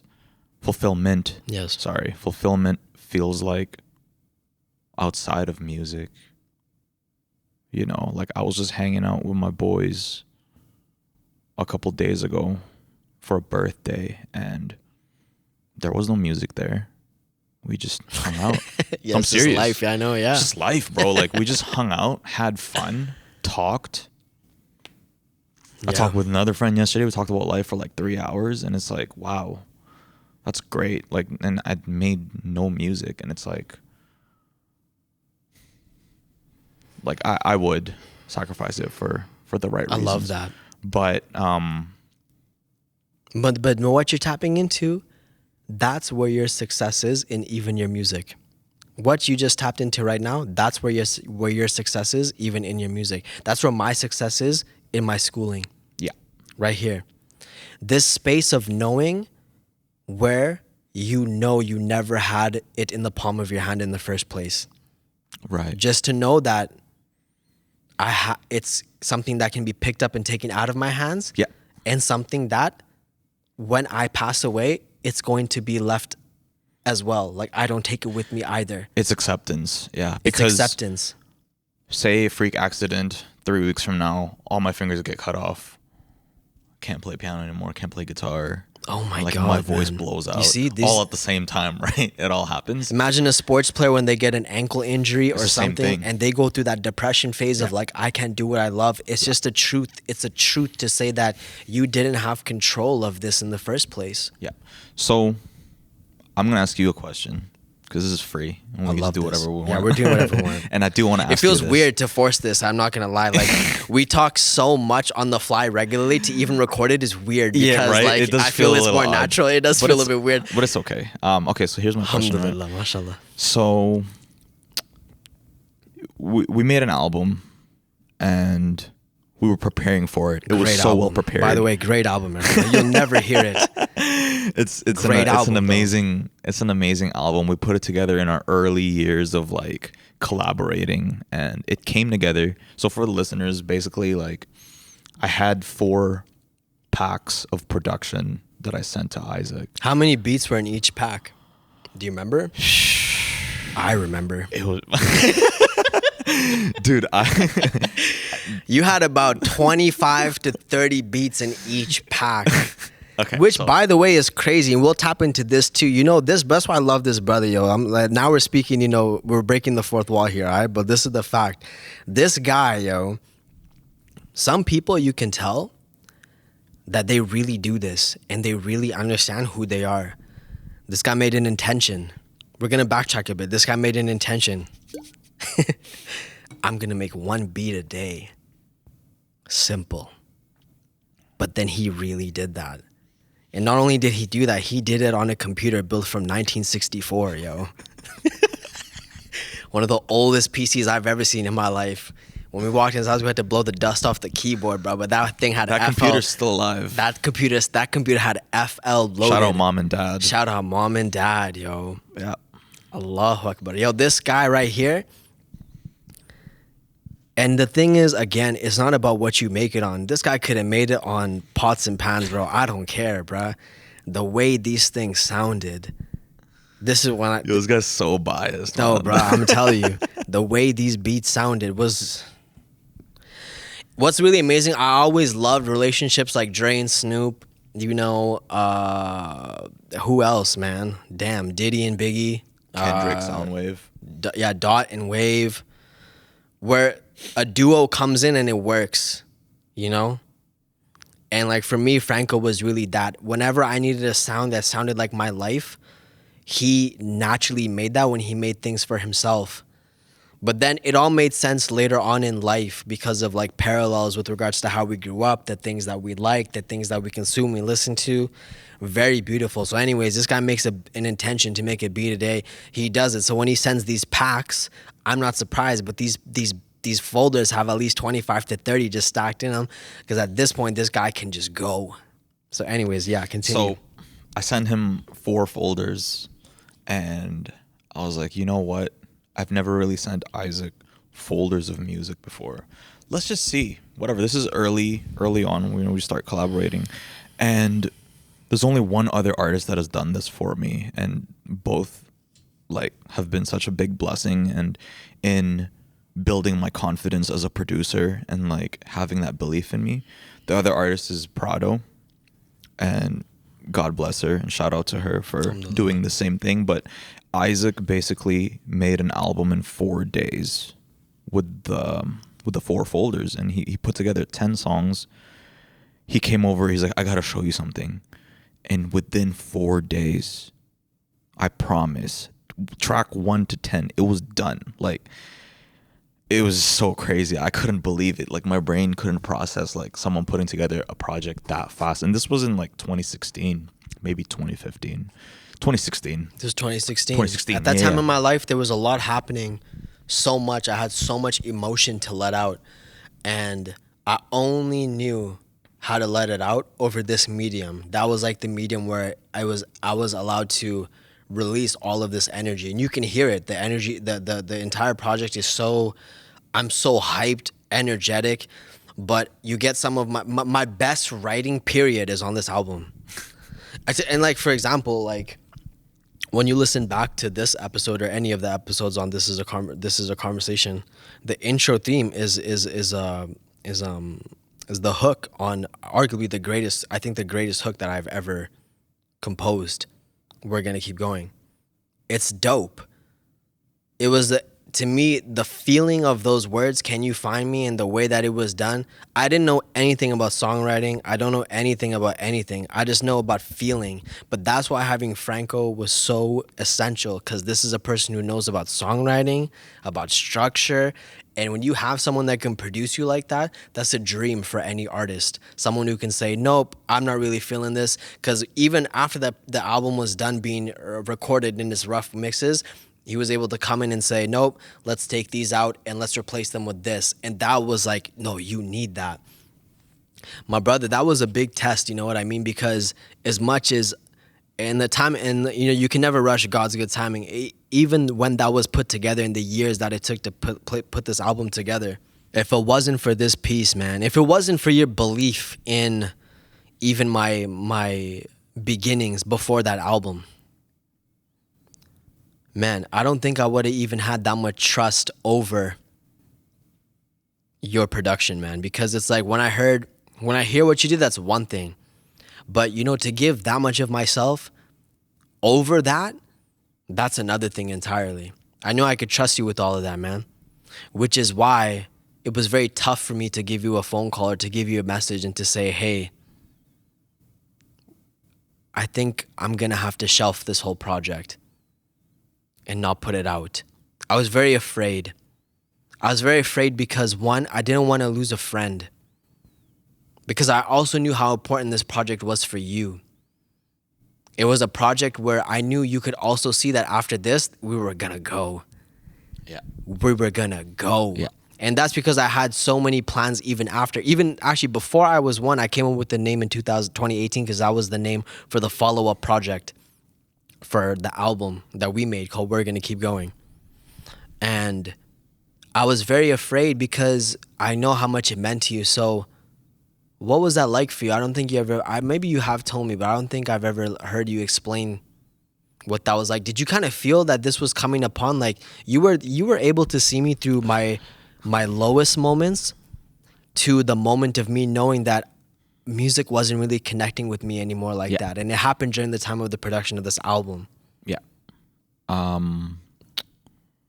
mean, it was a build up. It was definitely a build up. So it wasn't too big of a surprise because every year, you know, after your Ramadan, we would always have a big talk and how each and every year it just gets stronger and stronger for you, how you felt and your purpose and what it is that you want to do. And you're very serious about your pursuit, and you're very serious about your studies, and you're very serious about what it is you believe in. And that's one of the things I respect about you the most. And what I learned, one of the most important things I learned from you is that you really dedicate your life into something, and how much you give to your community and how much it gives back to you in abundance, right? And so I try to treat my music the same way as that. But, you know, every year we would talk, oh, hey man, like I just had the craziest Ramadan. Like it was outer body like experience. Like I just connected to like a higher form of myself, and, you know, closer to God. And every year it would just like build and build. And so when you broke the news, I was very sad, obviously, because that was because you worked so hard on that album too. Yeah. I can explain to you, like, the process of the album, every beat was a skeleton, which I love. The dusty joints, you know what I mean? Rapping on that, easy. But the amount of production work this brother had did over the vocals after he had them, the songs at the end did not sound at all like what they did at the beginning, because he did such a great job as a producer. So that's one thing that was really scary for me, was I'm like, man, yes, okay, my voice is on it, but this is not an Isaac Shaw album. This is Isaac Shaw and Franco Maravilla album. Franco Maravilla and Isaac Shaw album. Yeah. This is, you know, like I love that so much that I needed you to be an actual vocal feature on one of the songs as well, because I wanted you to have your Pharrell or Dre moment. I wanted you to have your Kanye moment where it's like, hey, not only did he produce the whole thing, he's also can do other facets of it as well, because, you know, that's what I know, that's where I come from. And these are the things of life that are so These are the make it or break it points. I had people in my life, man, who had nothing to do with music, had nothing to do with anything with regards to my art, but they didn't want me to let go of the music because they were like, I had real people tell me this. Wow. Yo, they said, yo, you shouldn't let it go, man. I really thought like, this is verbatim, real talk. Someone really said to me, yo, man, I don't think you should let that go because, like, you know, I know, like, in the future we were gonna like hop on planes and travel together. That's what someone really said to me at one time. And that just proves, which is wild that they were thinking that, because I was not even thinking about stuff like that. Like, oh, you were looking at it like this, like you wanted to travel with me, bro. I mean, I love this person who said this, but it's like, right. There's that, and then there was you. So continue. There's always going to be just others' perception of your relationship or perception of you, and there's who you really are. And I think it's more beneficial to let people just be who they are and let people grow, maybe grow in and out of relationships, as hard as that may be. I know I went through that, you know, growing out of relationships with certain people, whether it ends well or it does end well, or sorry, it does end well or it doesn't end well. I think letting people be is the healthiest route. It's more organic and like natural. And I think with you, you know, you were still finding yourself in terms of what it is, what your purpose is and what it is that you want to do. But earlier I was going to say, so the question, I was going to build up to it, right? So you've kind of touched upon it already. You told me something a few weeks ago that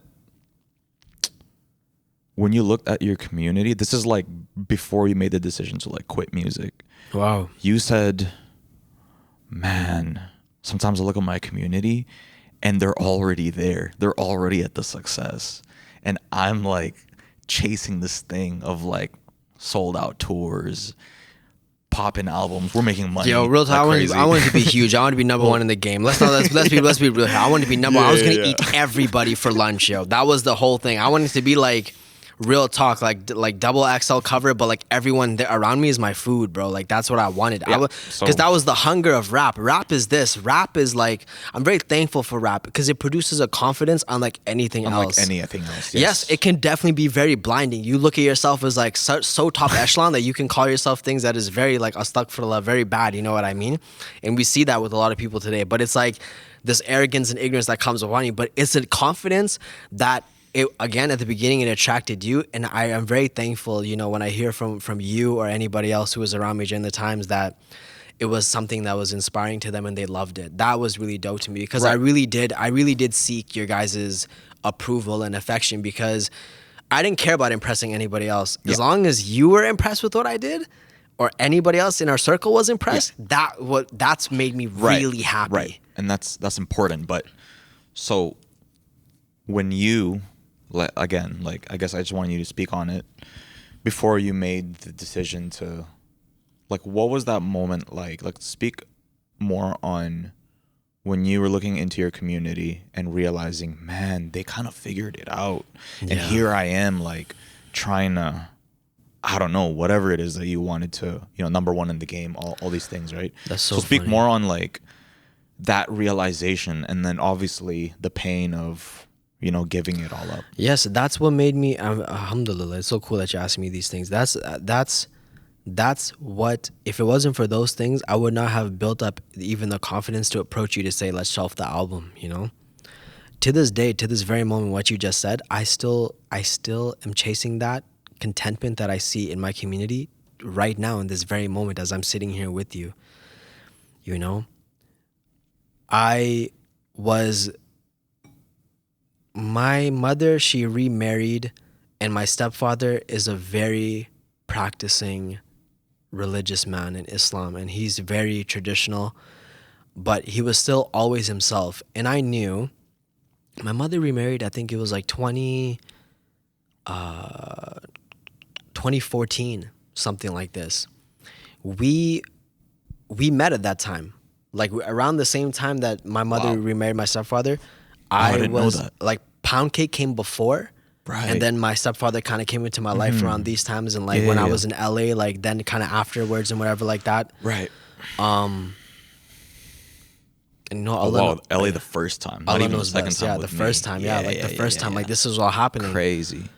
Because I knew I didn't want to disappoint my moms, I wanted to form a relationship, a healthy one with my stepfather. Because if I became one of those kids that was like, oh man, I don't really care about my stepdad or whatever like that, that's gonna hurt my mother. I love my mother so much, I would never do that to her. You know what I mean? So whenever he wanted me to go with him anywhere, I went with him willingly because I wanted my mom to know that. Because I could tell in her eyes, she was a little bit of afraid of this move. What is this gonna do to my children, so on and so forth. You know what I mean? Yeah. And my stepfather was very, very respectable about knowing that at the end of the day, he knows his role. Now, at this moment, me and my stepdad, we crack jokes like like nothing. Like the love is so powerful between us. Alhamdulillah, you know what I mean? Because we both have such a love for Allah, you know what I mean? But I was still very much who I was back in the day. I mean, you know, recording this album, you know, going over to Reezy's place and we would work in the studio and everything like that. And driving up to Noel's and everything like that, like you know, and just doing everything that we did back in the day with music. And as I was going with my step pops, he would take me to this one mosque here in Surrey, the one that you know about, Masjid Huda, the one that you've been, the one that you've come with me to a couple times, and just being able to feel the energy of that place. Now imagine that place during the month of fasting, okay, where the energies are so high. And what's so crazy is I walked in with my stepfather a couple times, and the Maulana, the Imam of this masjid, the Islamic priest of this community, he was so accepting of me in my form, my current form. And that was already one thing that was very surprising. Because when we make music, when we go out into the city, we are very much judged, and we are also very much judging others. Yeah. One, because you want to be better than everybody. That's how I'm thinking. I can't speak for anybody else. That's how I'm feeling. I want to not only like be the best performance tonight, but I want to be the like crowned prince of the city. Like that's how you feel. Because Vancouver it's open game. Yeah. Like Toronto has their Drizzy, New York has New York, LA got LA. Vancouver does not have like the crown jewel artist yet that has broken the boundaries of everything and then has put it on a place where you can look at Vancouver as not corny, because sometimes it feels corny. Now I've heard actually, you know, recently that there's a lot of beauty in the community today and that everybody is way better than our time. Way better than our time. Way better than before, dude. Which is amazing, and I'm very thankful for that. But when I walked into this mosque, I was so accepted in my form. That was already the first thing that touched my heart and took me kind of a while to understand. But as I continued to keep going, the peace and contentment that the people had when finishing a prayer that only took 5 minutes, I could feel, you know, being an artist means you can feel so deeply. Yeah. You know, you feel so deeply. I mean, that's one of the one things why music is so impactful, because you feel it deeper. It's like, has nothing to even do, like the sounds are a means for you to feel emotions that are very deep within yourself. Wow. That's a part of it. So already that's opened up a channel. So then when I'm experiencing now that depth, but a different energy is hitting those depths, it's watching these people be at such peace after they finish their prayer, the contentment, the smiles. At this point in life, I only thought that you could feel this happy after you succeed in all your goals in your craft and your art. Mm-hmm. I really thought that, because I didn't see it in my 9-to-5 jobs. I didn't see it there. I didn't see it like in my family or in my circles. But the moment I walk into this mosque, I see it right here. Wow. That made my mind spin a little bit. I became very interested to want to know what that was, because I knew that that was what I was going for anyway. To be honest. Low-key, like, that's kind of what everyone wants to achieve anyway, the contentment. Everybody's like belief in contentment, and I can speak on it now, you know. I don't think I could speak on it back then, but now I can speak on it, like knowing that I used to think that contentment was you're on the beach, you got that beach house behind you, you're looking down to the ocean, and you can just smile because you just made it, like you made it. You know, that's what contentment is. I can now safely say that is temporary, and that is something that does not make you feel contentment, because contentment is an everlasting peace. And contentment comes from you choosing that this is enough for me. That's what contentment really is. Wow. I've learned that now. Contentment is you choose to say, this is enough for me. And you have the choice. You control that. Not all of these things surrounding you making it for you. No. You get to control that thing about it. And these people, man, they chose to come into this mosque, to pray, to fast those days, to be with each other, then to go back home with their families and start again. And they were not chasing anything beyond their means that was already in front of them. I can go home. My home is here. My family is here. The food that I have in front of me, it's here. My community, it's here. You know, my car is there for me to drive to the mosque. It's here. I don't need to have anything I don't need or don't have. I have everything right here in front of me. And I'm going to use those things to make these 30 days of fasting successful for me.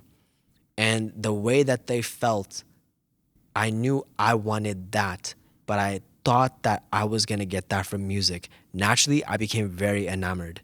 Naturally. And this started, yes, in like 2014-ish. 2015, you could feel it because I remember I came back and I made this EP called Rendered, and it was the first time I went to Fiji. Yeah. And like I spoke on a little bit of it, like a little bit of this like feeling.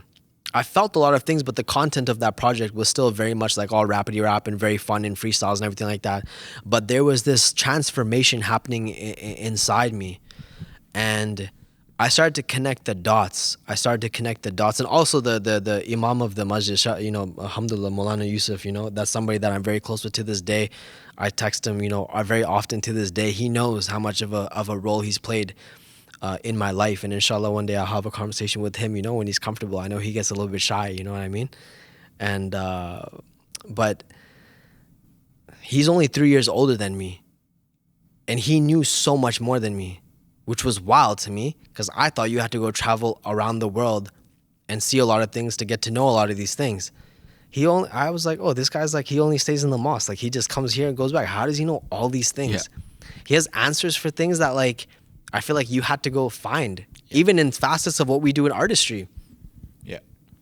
I was like, this is kind of wild to me. Yeah. This is when I didn't know the importance of knowledge, not only just knowledge, but beneficial knowledge. Bro, these things are pure. These things are things that come, they're like, it's Allah, bro. It's the nature. It's like grass, bro. It's like clouds. Those things at the end of the day are more a part of us than any sort of artificial means ever. And like, you know, the contrast between, you know, the artificialness in and around that surrounds us in our music, like it's so hard to stay in the organic aspects of things. Like you have to fight for that. But over here, I didn't have to fight for it at all. Yeah. It just comes to you. Wow. Bro, I'm very thankful. Naturally, bro, that was what I knew I wanted. And to be honest, man, in music, I knew I wanted to be the guy that, like, let's say for some reason, okay, something happens and I have everything I've ever wanted in music, all right? I have the money, I have the fame, I have all of it. I would have honestly used a lot of that attention to focus on like building a hospital here. Wow. Or helping a neighborhood here. Yeah. I would have used my fame for positive causes. I knew I wanted to be that. I knew that like when I looked at who was the most successful, because for me it's like who's the most successful in something? Okay, copy them. I looked at like Pac. I looked at Dot at the time. Yeah. You know, who is the best of the best of the best? Okay, now what do they represent? I knew okay, that's what I had to be.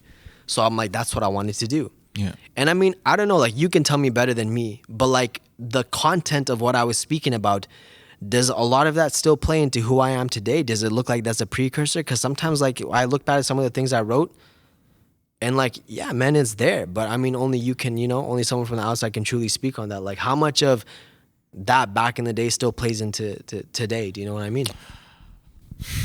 Well, again, like I said earlier, I feel like you've always just been you during your process of growth and during your journey. You never really changed. That's so crazy to think of. You just grown. So wow. A lot of the things back then still are here. The confidence, the certainty, I know you as someone who's just like always seeking answers, like trying to figure it out and like trying to make sense of things and exploring the limits of like possibilities and like knowledge, and so where you are now is definitely the most fitting place for you to be in, and it makes the most sense. And what's crazy is ever since you quit music, one of the fears is like, damn, like, so I guess we're not gonna be friends anymore, right? Because that's what our whole friendship was based on, music. And now that you're quitting it, what are we gonna do, right? Wrong. Like, we've been way closer since you quit music. Yes. Way closer. Yes. And like, it's grown to something even more beautiful now, where we just talk about life, and you know, I tell you about my world and you tell me about yours, and we learn from each other. And you know I learn a lot from you, through your knowledge and wisdom. And I try to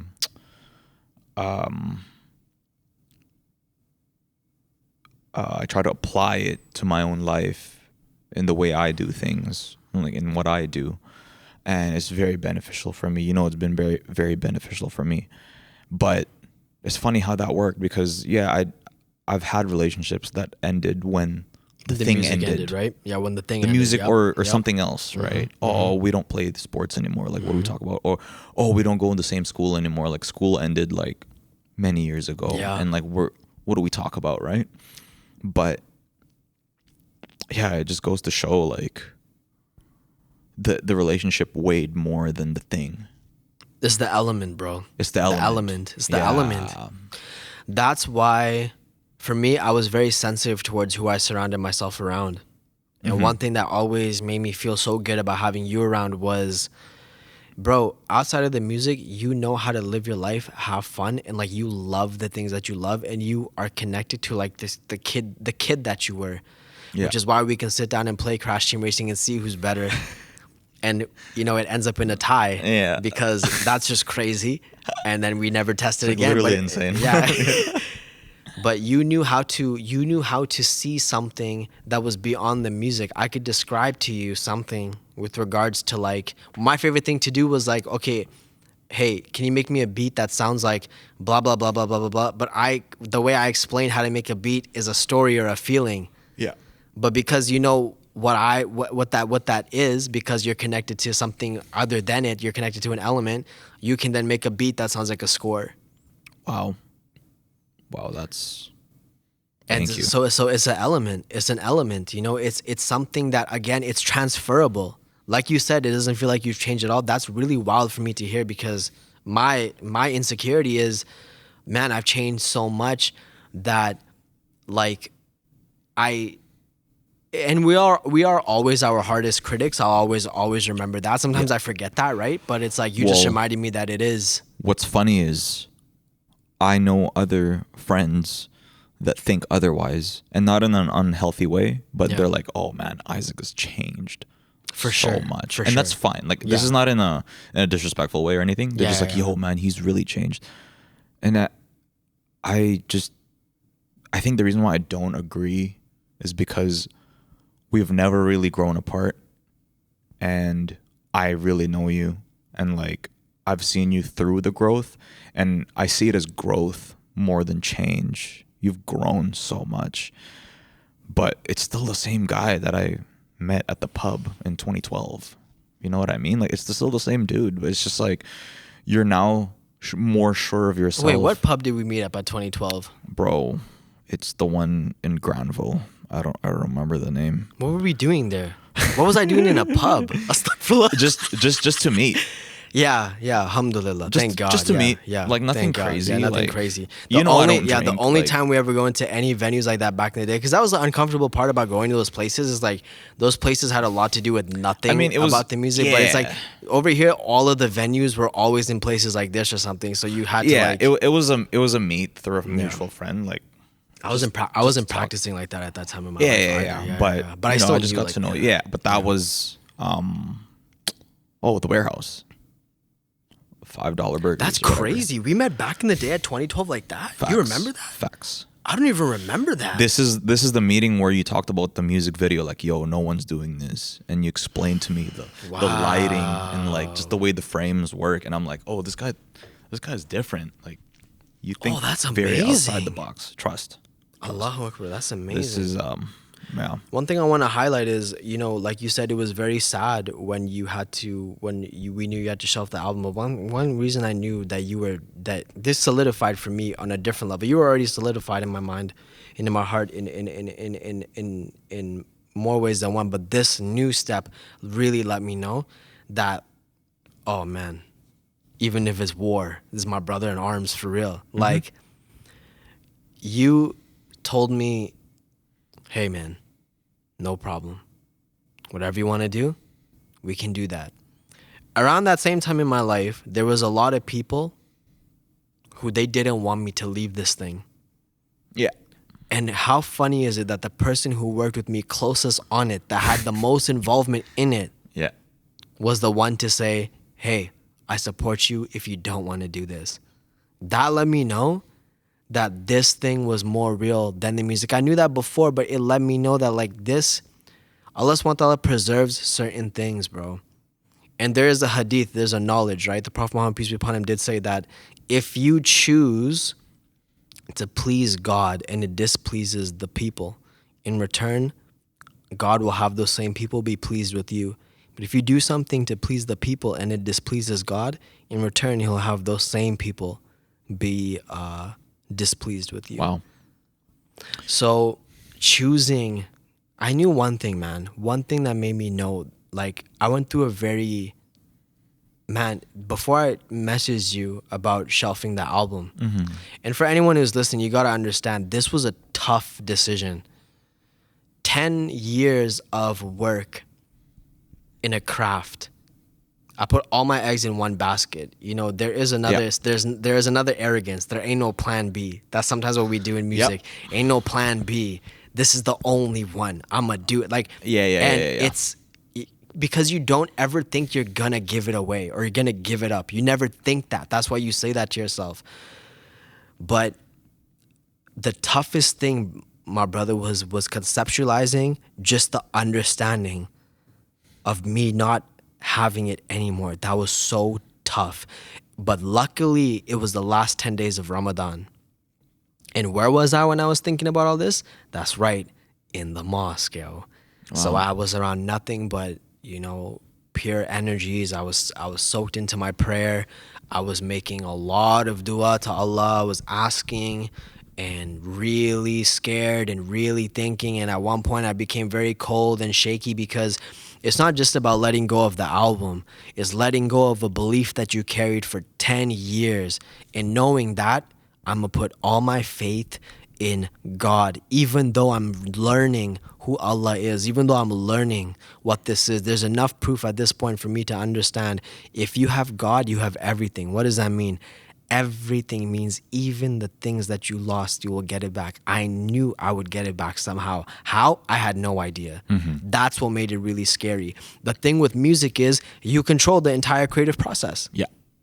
I can tell you right now, I want the first track to be like this, second track to be like this, third track to be like this, and I want the rollout to be like this, I want the visuals to be like this, I want the shows to look like this. You have so much peace of mind knowing what you want in the creative process. The aspect of faith that makes it very difficult for a lot of people is letting go of the understanding of control. Yeah. To not know what your life is going to be like tomorrow or next week. Yeah. To not know, like, how am I going to earn my money? I really put all my faith in this. You know, what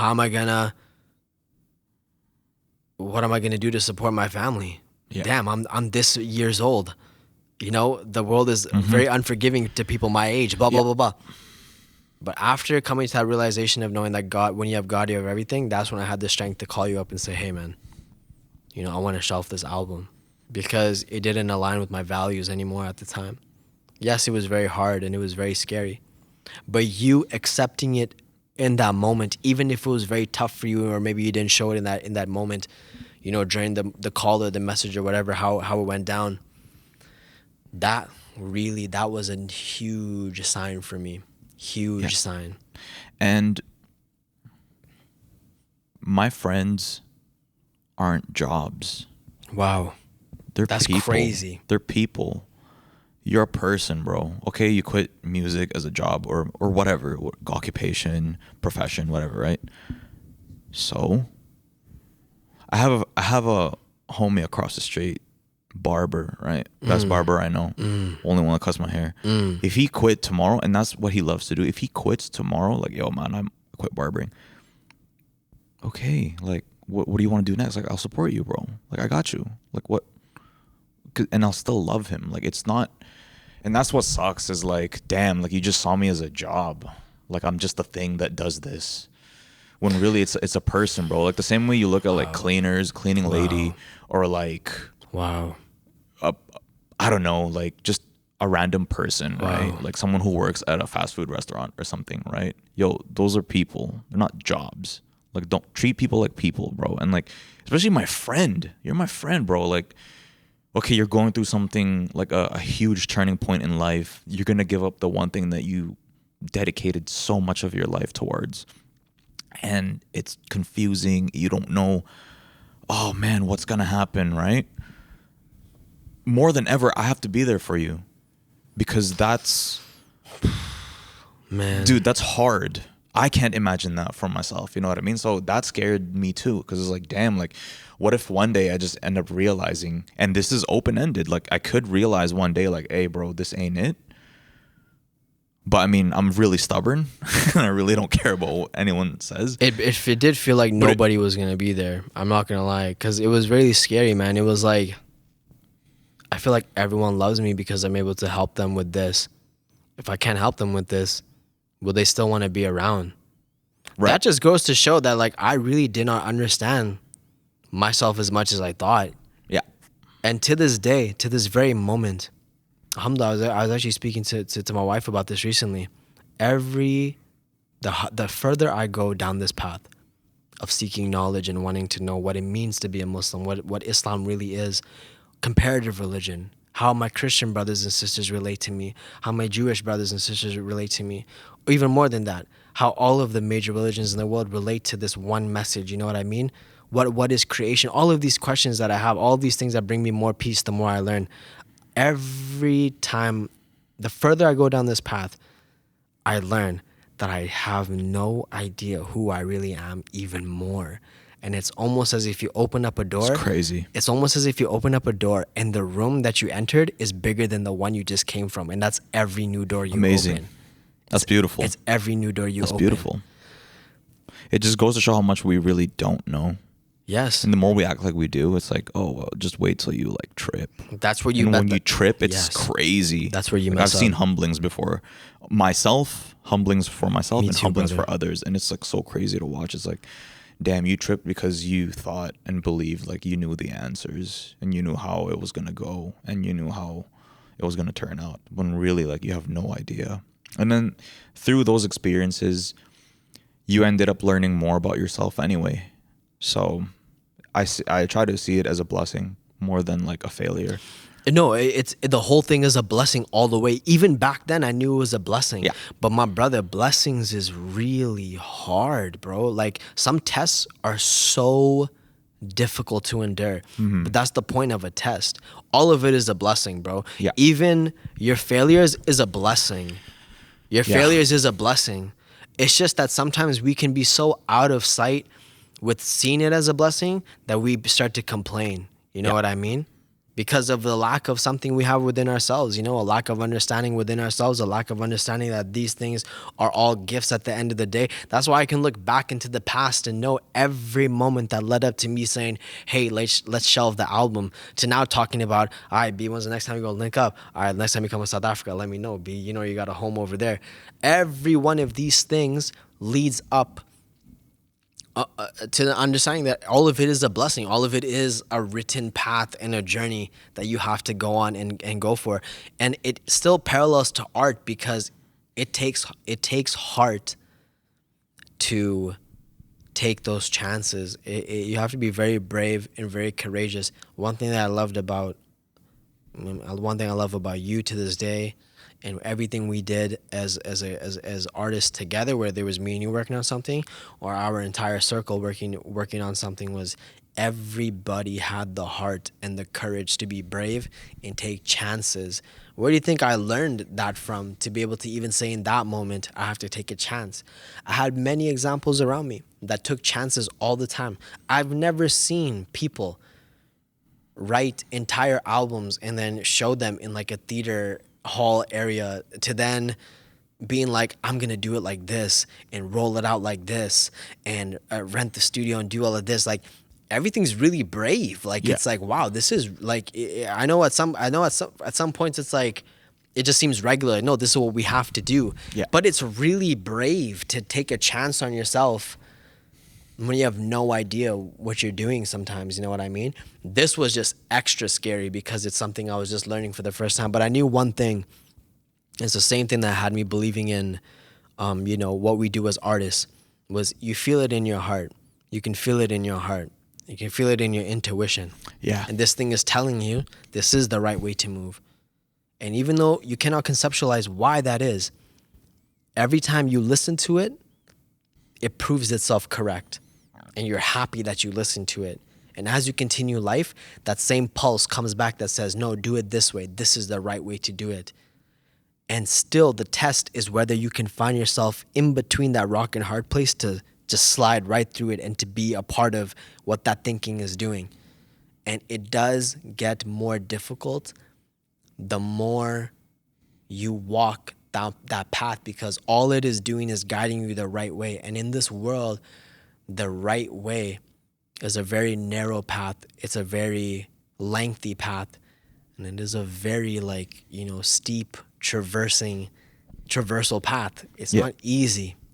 The easy way out does not bring the contentment. If somebody said, hey, Franco, listen, by tomorrow, give me any song, man. I'm going to put it number 1 on every playlist. You have to do nothing, man. Just sit back. I'm going to have it everywhere. That's not going to feel as great as you working really hard and seeing it happen organically, and then knowing why it was supposed to be this way. You know what I mean? Yeah. So it's like, that type of reward is something that can never be taken away. And that still has a lot of attachment. And it's akin to the same fight of fighting for yourself, believing in your dreams. Like, if it wasn't for believing in my dreams, I would not know how to believe in Allah today. If it wasn't believing in my dreams. You have to believe in something, period. Believe in something. Even if it's believing in yourself, believe in something. Believe in something higher than yourself.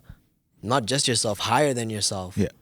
And use your gifts to serve, to be a benefit to others. You will be taken to the right ways, and the heart will be protected. Also, those same people will be given everything that they want, but it'll be given to them in a way that they didn't expect it. Wow. We think that money has to come from a specific type of way, or we have to do a specific thing, and then this is how we get paid. And no. You'll be very surprised. God doesn't need money. God will just give you the thing. There's many examples in my community.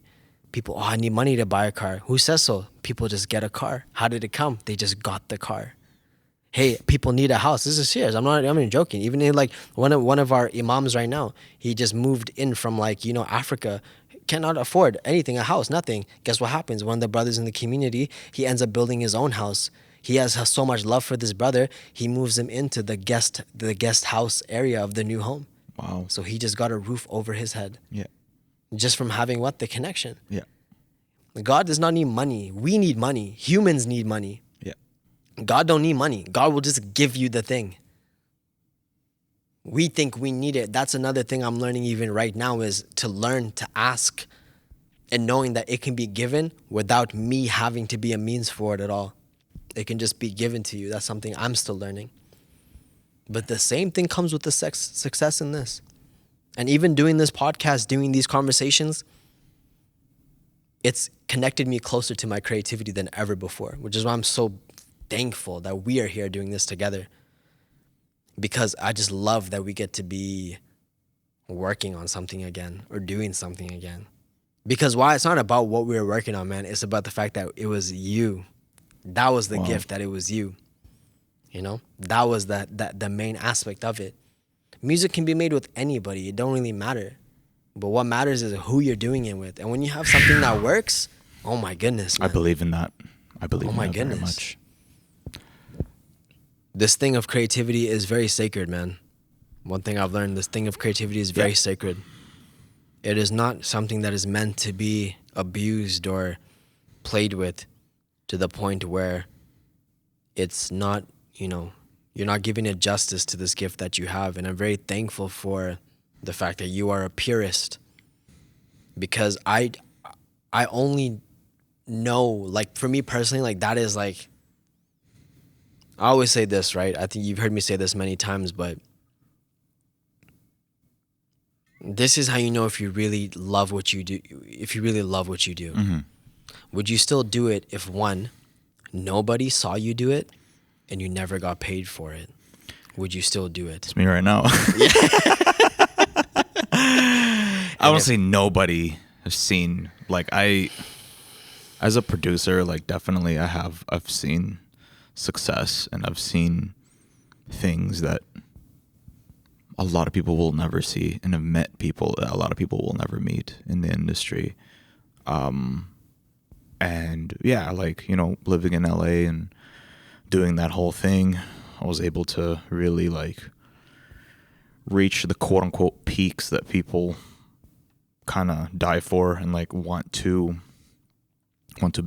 be at. And at the end of the day, I think that stuff doesn't bring excitement or fulfillment as much as the actual creating of the music, right?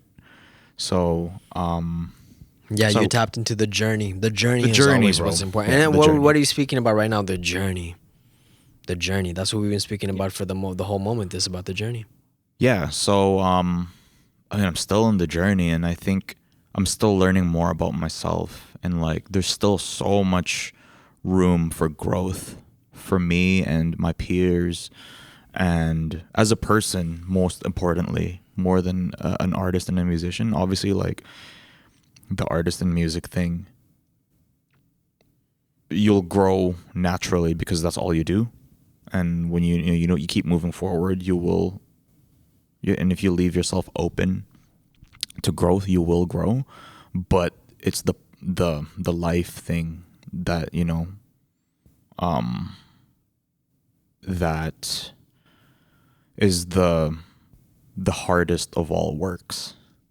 It's the hard, like, it's the most hard work of all. It's like the life thing, and, like, being a person, and Yes. being, like, a better person than I was yesterday, a better friend, better son, lover, whatever, right? That's the real work. 'Cause Yeah. music is just music. Like, let's make an album right now. Make an album tonight. Like, you know what I mean? Make an EP tonight, or, like, make a brand new EP from scratch starting tomorrow. No reference, nothing. I just sit in front of the computer and just, like, make that happen like that. And I don't take that for granted, but definitely, like, for me, what's more important is, like, my relationships, as I've previously stated. That's what I cherish the most. And after that, it's just being better. Being a better person, being a better artist, being a better producer. That's how you stay in the game. That's how you stay in it. Not these checkpoints, or, like, these milestones of, like, obviously obviously those are important. We want to achieve, we want to have goals. Goals are very important. Achievement is very important, but, like, I don't know. I think being better is enough. And being better, like, what do you mean? Like, being better than who you were the day before? Like, Yes. better than yourself, right? Being better than who you were the day before in all facets, in all aspects, right? Like, yesterday I couldn't produce this style of music. Now I'm working towards figuring it out. And, like, that's how you stay, like, proactive. Even just your habits, it's a discipline in just who you are as a person. I'm learning that is, like, that's a huge thing as well. Your responsibilities. Yeah. Your scheduling. you needing to be, hey, I need to be asleep at this time. Hey, I need to get this amount of work done at this time. Huge. I can't slack off of that as well. Huge. There's a lot of that comes into it with that too. Yeah, 100%. So yeah, that's kind of where I'm at right now. There's a lot of things that I'm looking forward to this year. Certain projects that I'm going to be releasing with specific people and specific artists that I care about. I'm still very excited to hear what you want to talk about. I know that there is, like what you said, that play of like you have to separate. You're playing multiple roles, and that's what happens when you're skilled at multiple things. You know what I mean? But it is as a friend and as your brother. Even though I won't be listening to the music per se, but I do still want to. I still love it when you feel, because I've seen you post album or post project where it was what you wanted to do and nobody could tell you what it was. Yeah. And if you hold those things in for too long, it is like being disloyal to yourself. You know what I mean? Yeah. So I'm very excited for that in particular. At the end of the day, all these other things too. As long as these things that we spoke about are still in play. And I mean, it'll have to take something crazy for them to not be into play. Just like, how even I look at myself, it takes something wild for someone to be off their path. But I'm very much looking forward to just more new, like you said, goals and milestones being, for sure, being achieved, inshallah. Yeah. Is being better at acceptance too, the art of acceptance. That's beautiful. Just accepting, like, no matter how hard you try. For example, what I spoke about earlier, and how we can't make people like something or dislike something. They'll just like or dislike something. So no matter how hard you work at something and believe that, this is a hit, this is it, it'll change my life, like, you can't control 1 million people to like that. And just being better at that, being better at the concept of like accepting, like, hey, it's out of my control. The only thing I can do is the best music I can do, the best stories I can tell, the best recording I can do, the best mixing job I can do, the best producing job I can do.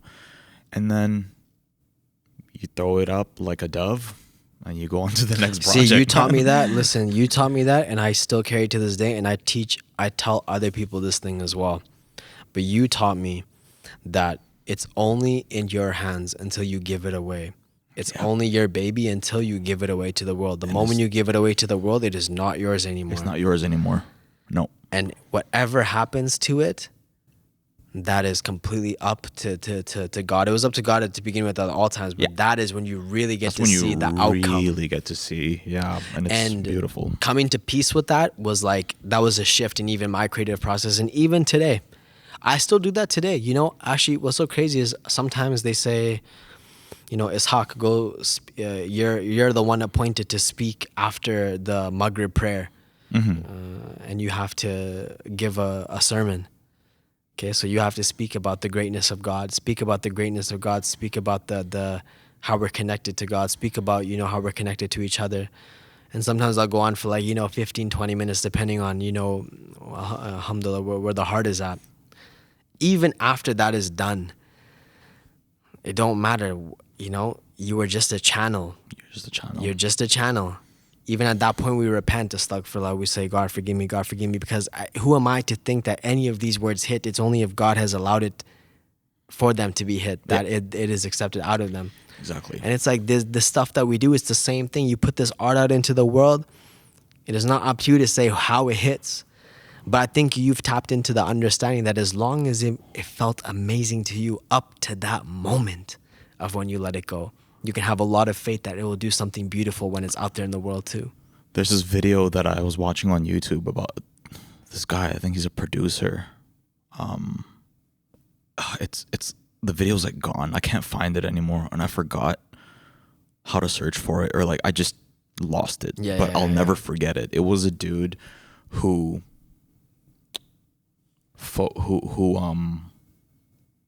was speaking about perception and the power of perception and the power of like just allowing concepts to like cloud our brain, or just like, okay, so basically what the video was is this guy, he goes on SoundCloud, right, and his song has like 86 plays, right? SoundCloud. He's like, okay, I'm a producer, I just put the song out, 86 plays, right?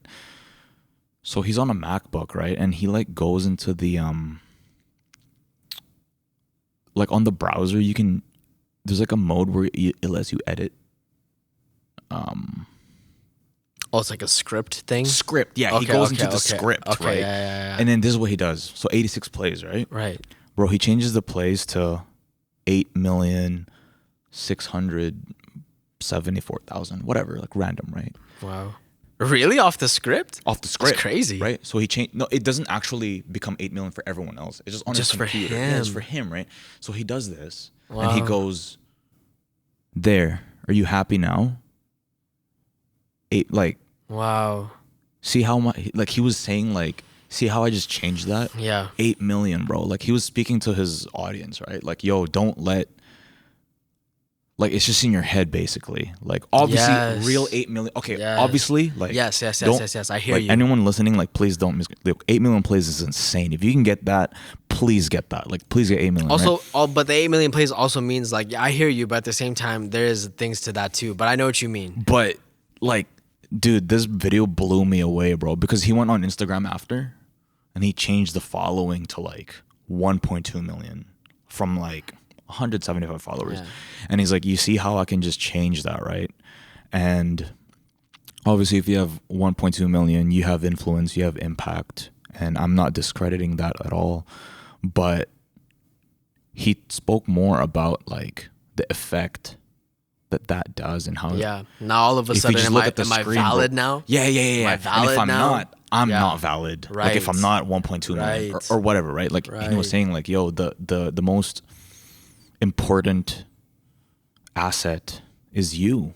You are the channel, and you are the like, they can't take that away from you. No, like your value as a person, bro, like is more important than like, yo, look at the totally, man, the script, because I can just go in the script. It still takes you to make the piece. Yeah.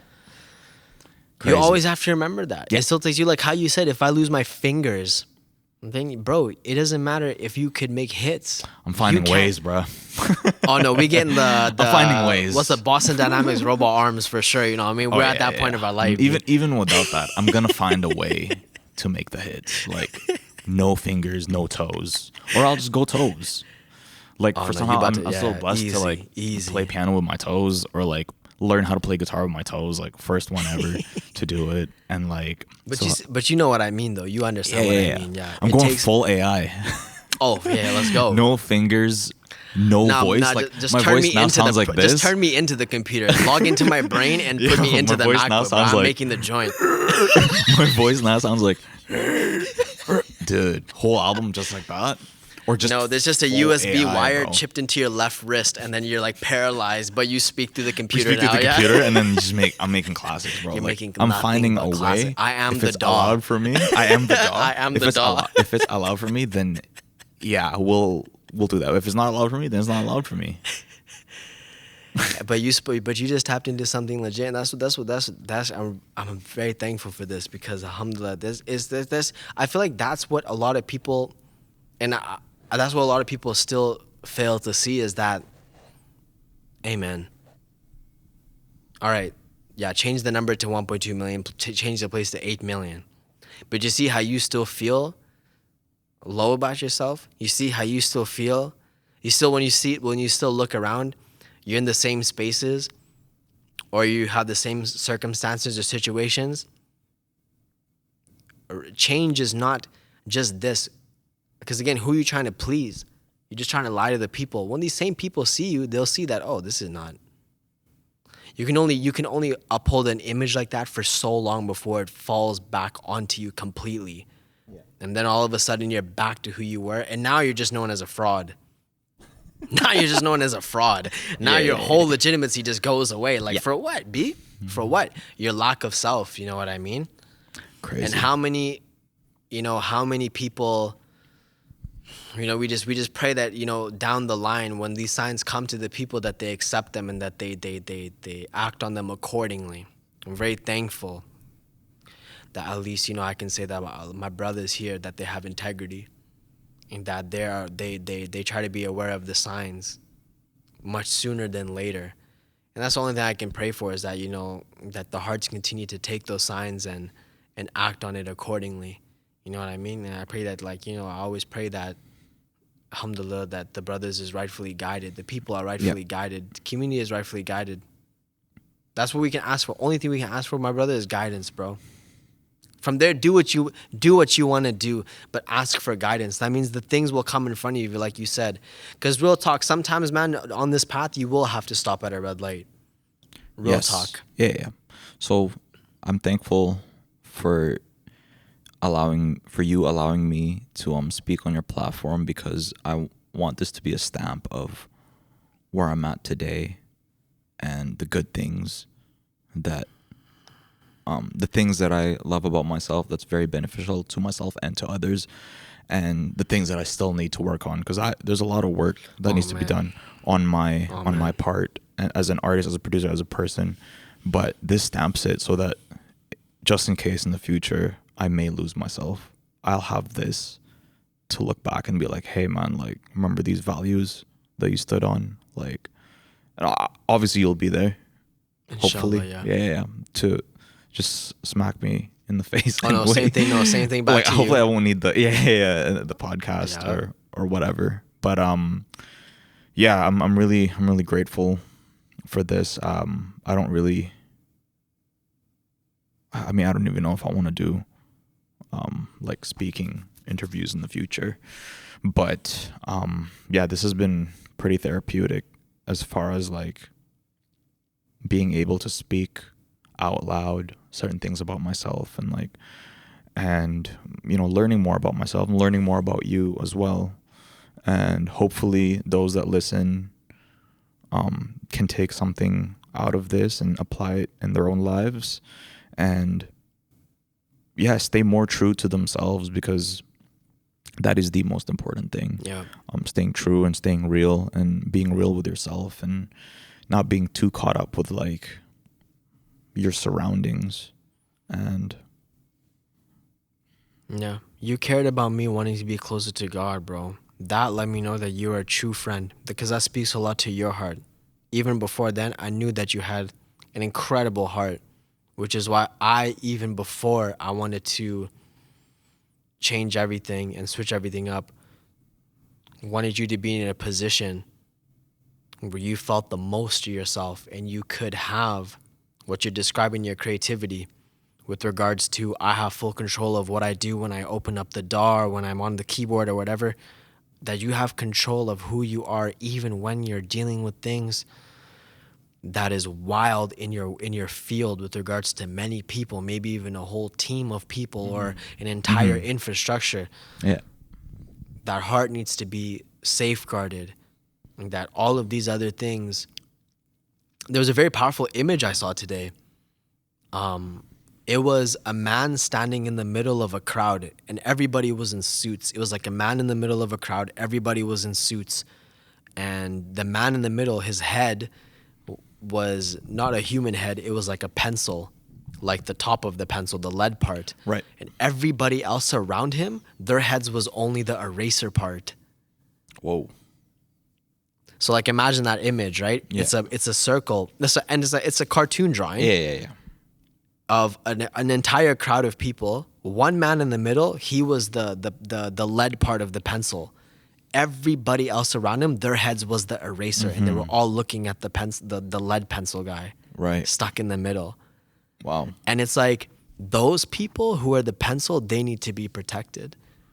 Yeah. And that's how I look at you. That's how I look at the people that I love the most in my life. And, you know, I look at that as all people who choose to want to do something that has nothing to do with themselves at the end of the day.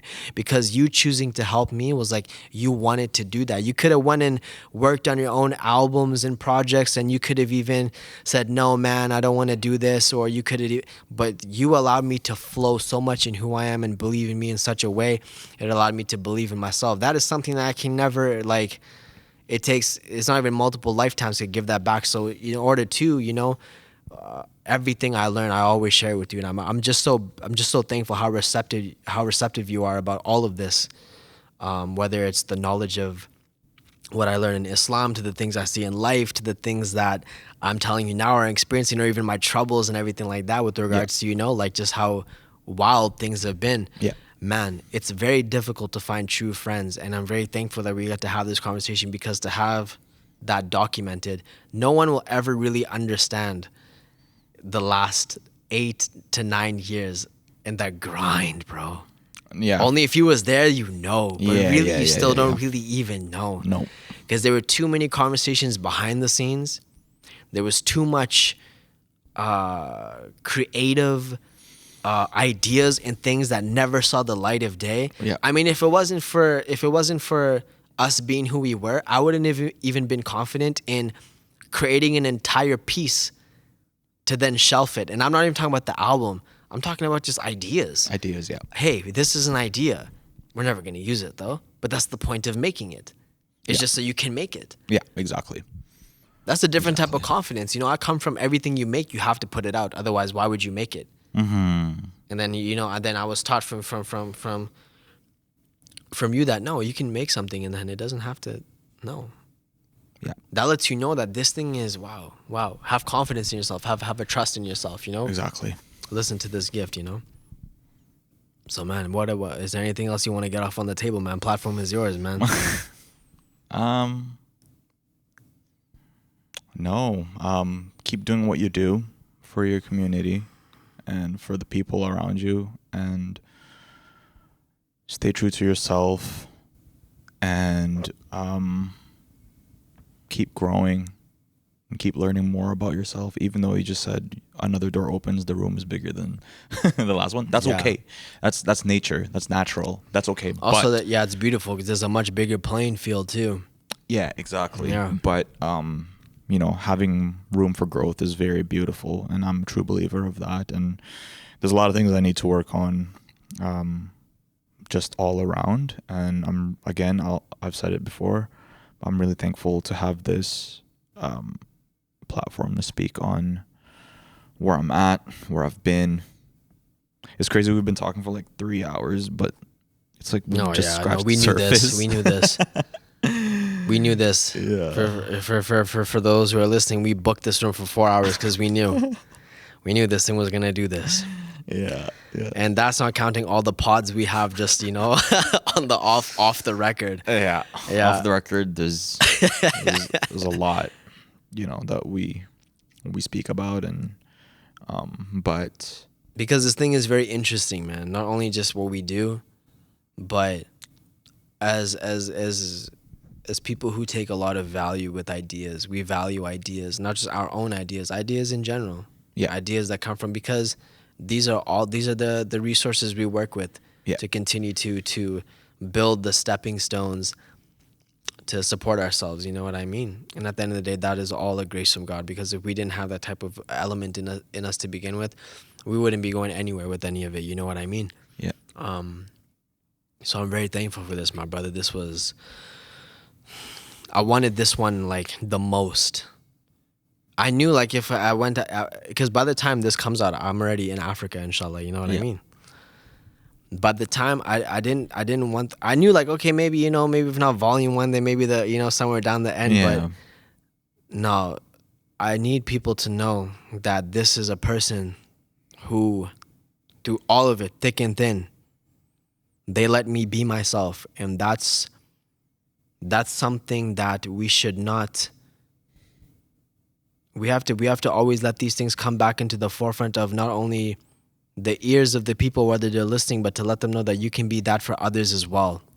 If it's not people being kind to you, you don't know how to be kind to anybody else. So always, always give people that opening and that love and that belief to let them be who they are, even if it has nothing to do with yourself. And you display that to me.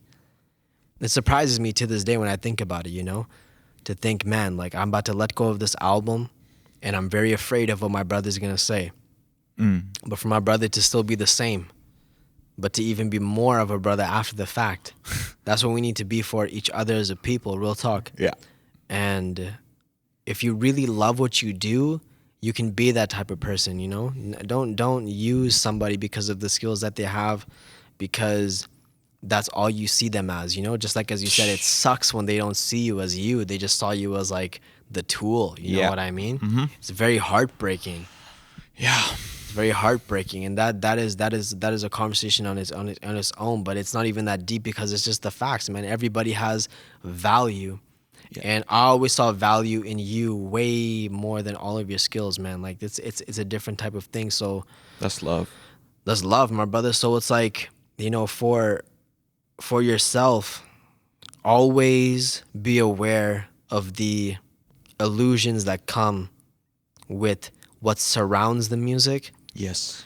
Always understand that if you ever need a home, you can holla at any time.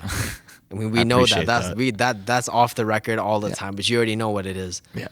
And that also goes for me too.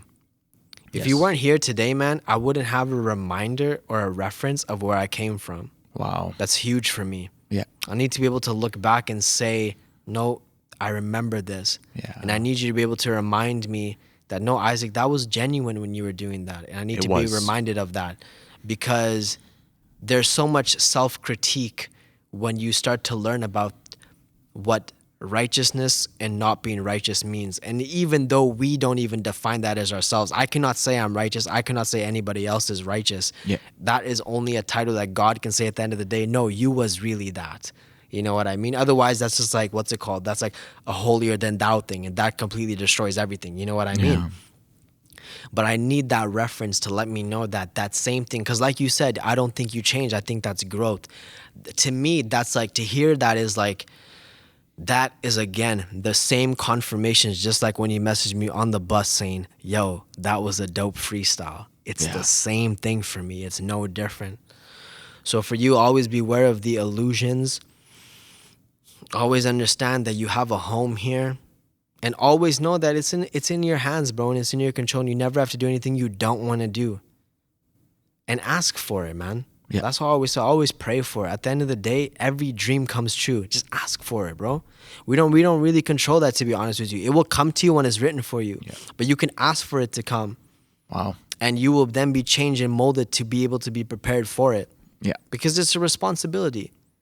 Alhamdulillah, I do want you to be a means for your family to be able to know that they don't have to worry with regards to not even just like the financial aspect of things, but to know that people are happy. Yeah. That, that they don't have to burden or stress over things that is unnecessary, because their son is there to help them, not even just with the regards to what he has, but as their son and as, a brother. Yeah. With your brother, and just as a friend to your friends, and just to know that they have somebody that can remind them, no, you can be yourself, you can believe in what you want to believe in, and you can continue to strive in what you want, and here, let me help you, you know what I mean? I know what this is, or so on and so forth. That's, at the end of the day, what I want for you is that even if like the entire world was to be against you, I want you to be connected with the Creator to the point where even if the whole world was to be against you, you still winning. Wow. That's what I want for you at the end of the day. That's the way I see you at the end of the day. Real talk. And that type of love comes from just how much we've given one another. Yeah.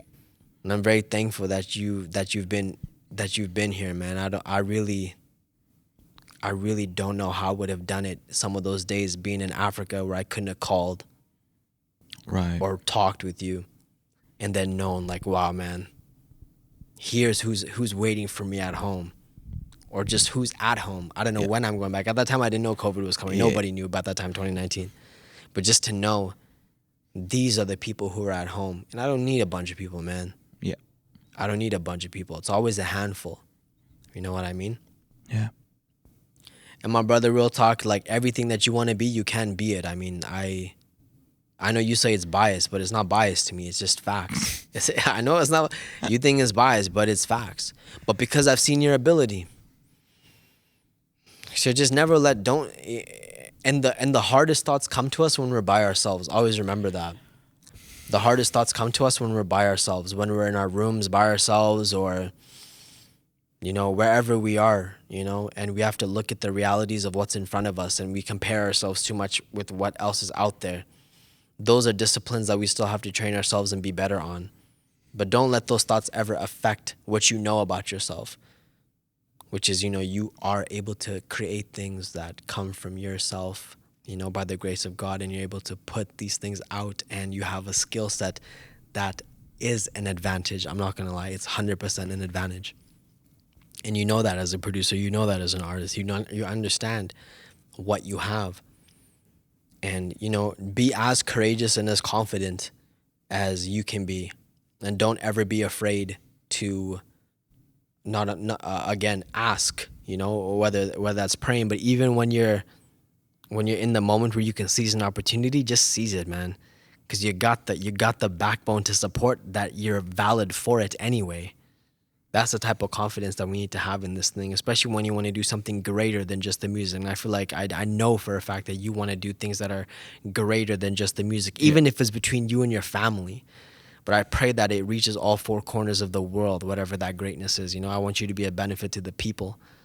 And that's why I'm very excited to just be around you while I'm doing this, you know, seeking knowledge on the path of Allah, man, in Islam, because I just cannot wait to share more with you of what I learn.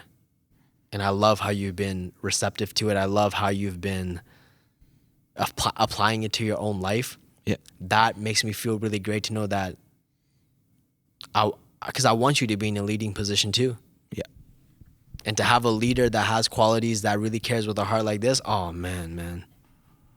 That's what I feel like we need more of at the end of the day. And that's why I feel like it is scary sometimes to watch people continue down a path of music or film, and like I just pray that they're always conscious that at any time the glitter can be a little bit too much, you know, from the outside looking in. And that's one thing that's always there. But I have a lot of faith. Thank you. So I appreciate that, my brother. You know, we're gonna finish these Timmies, you know what I mean?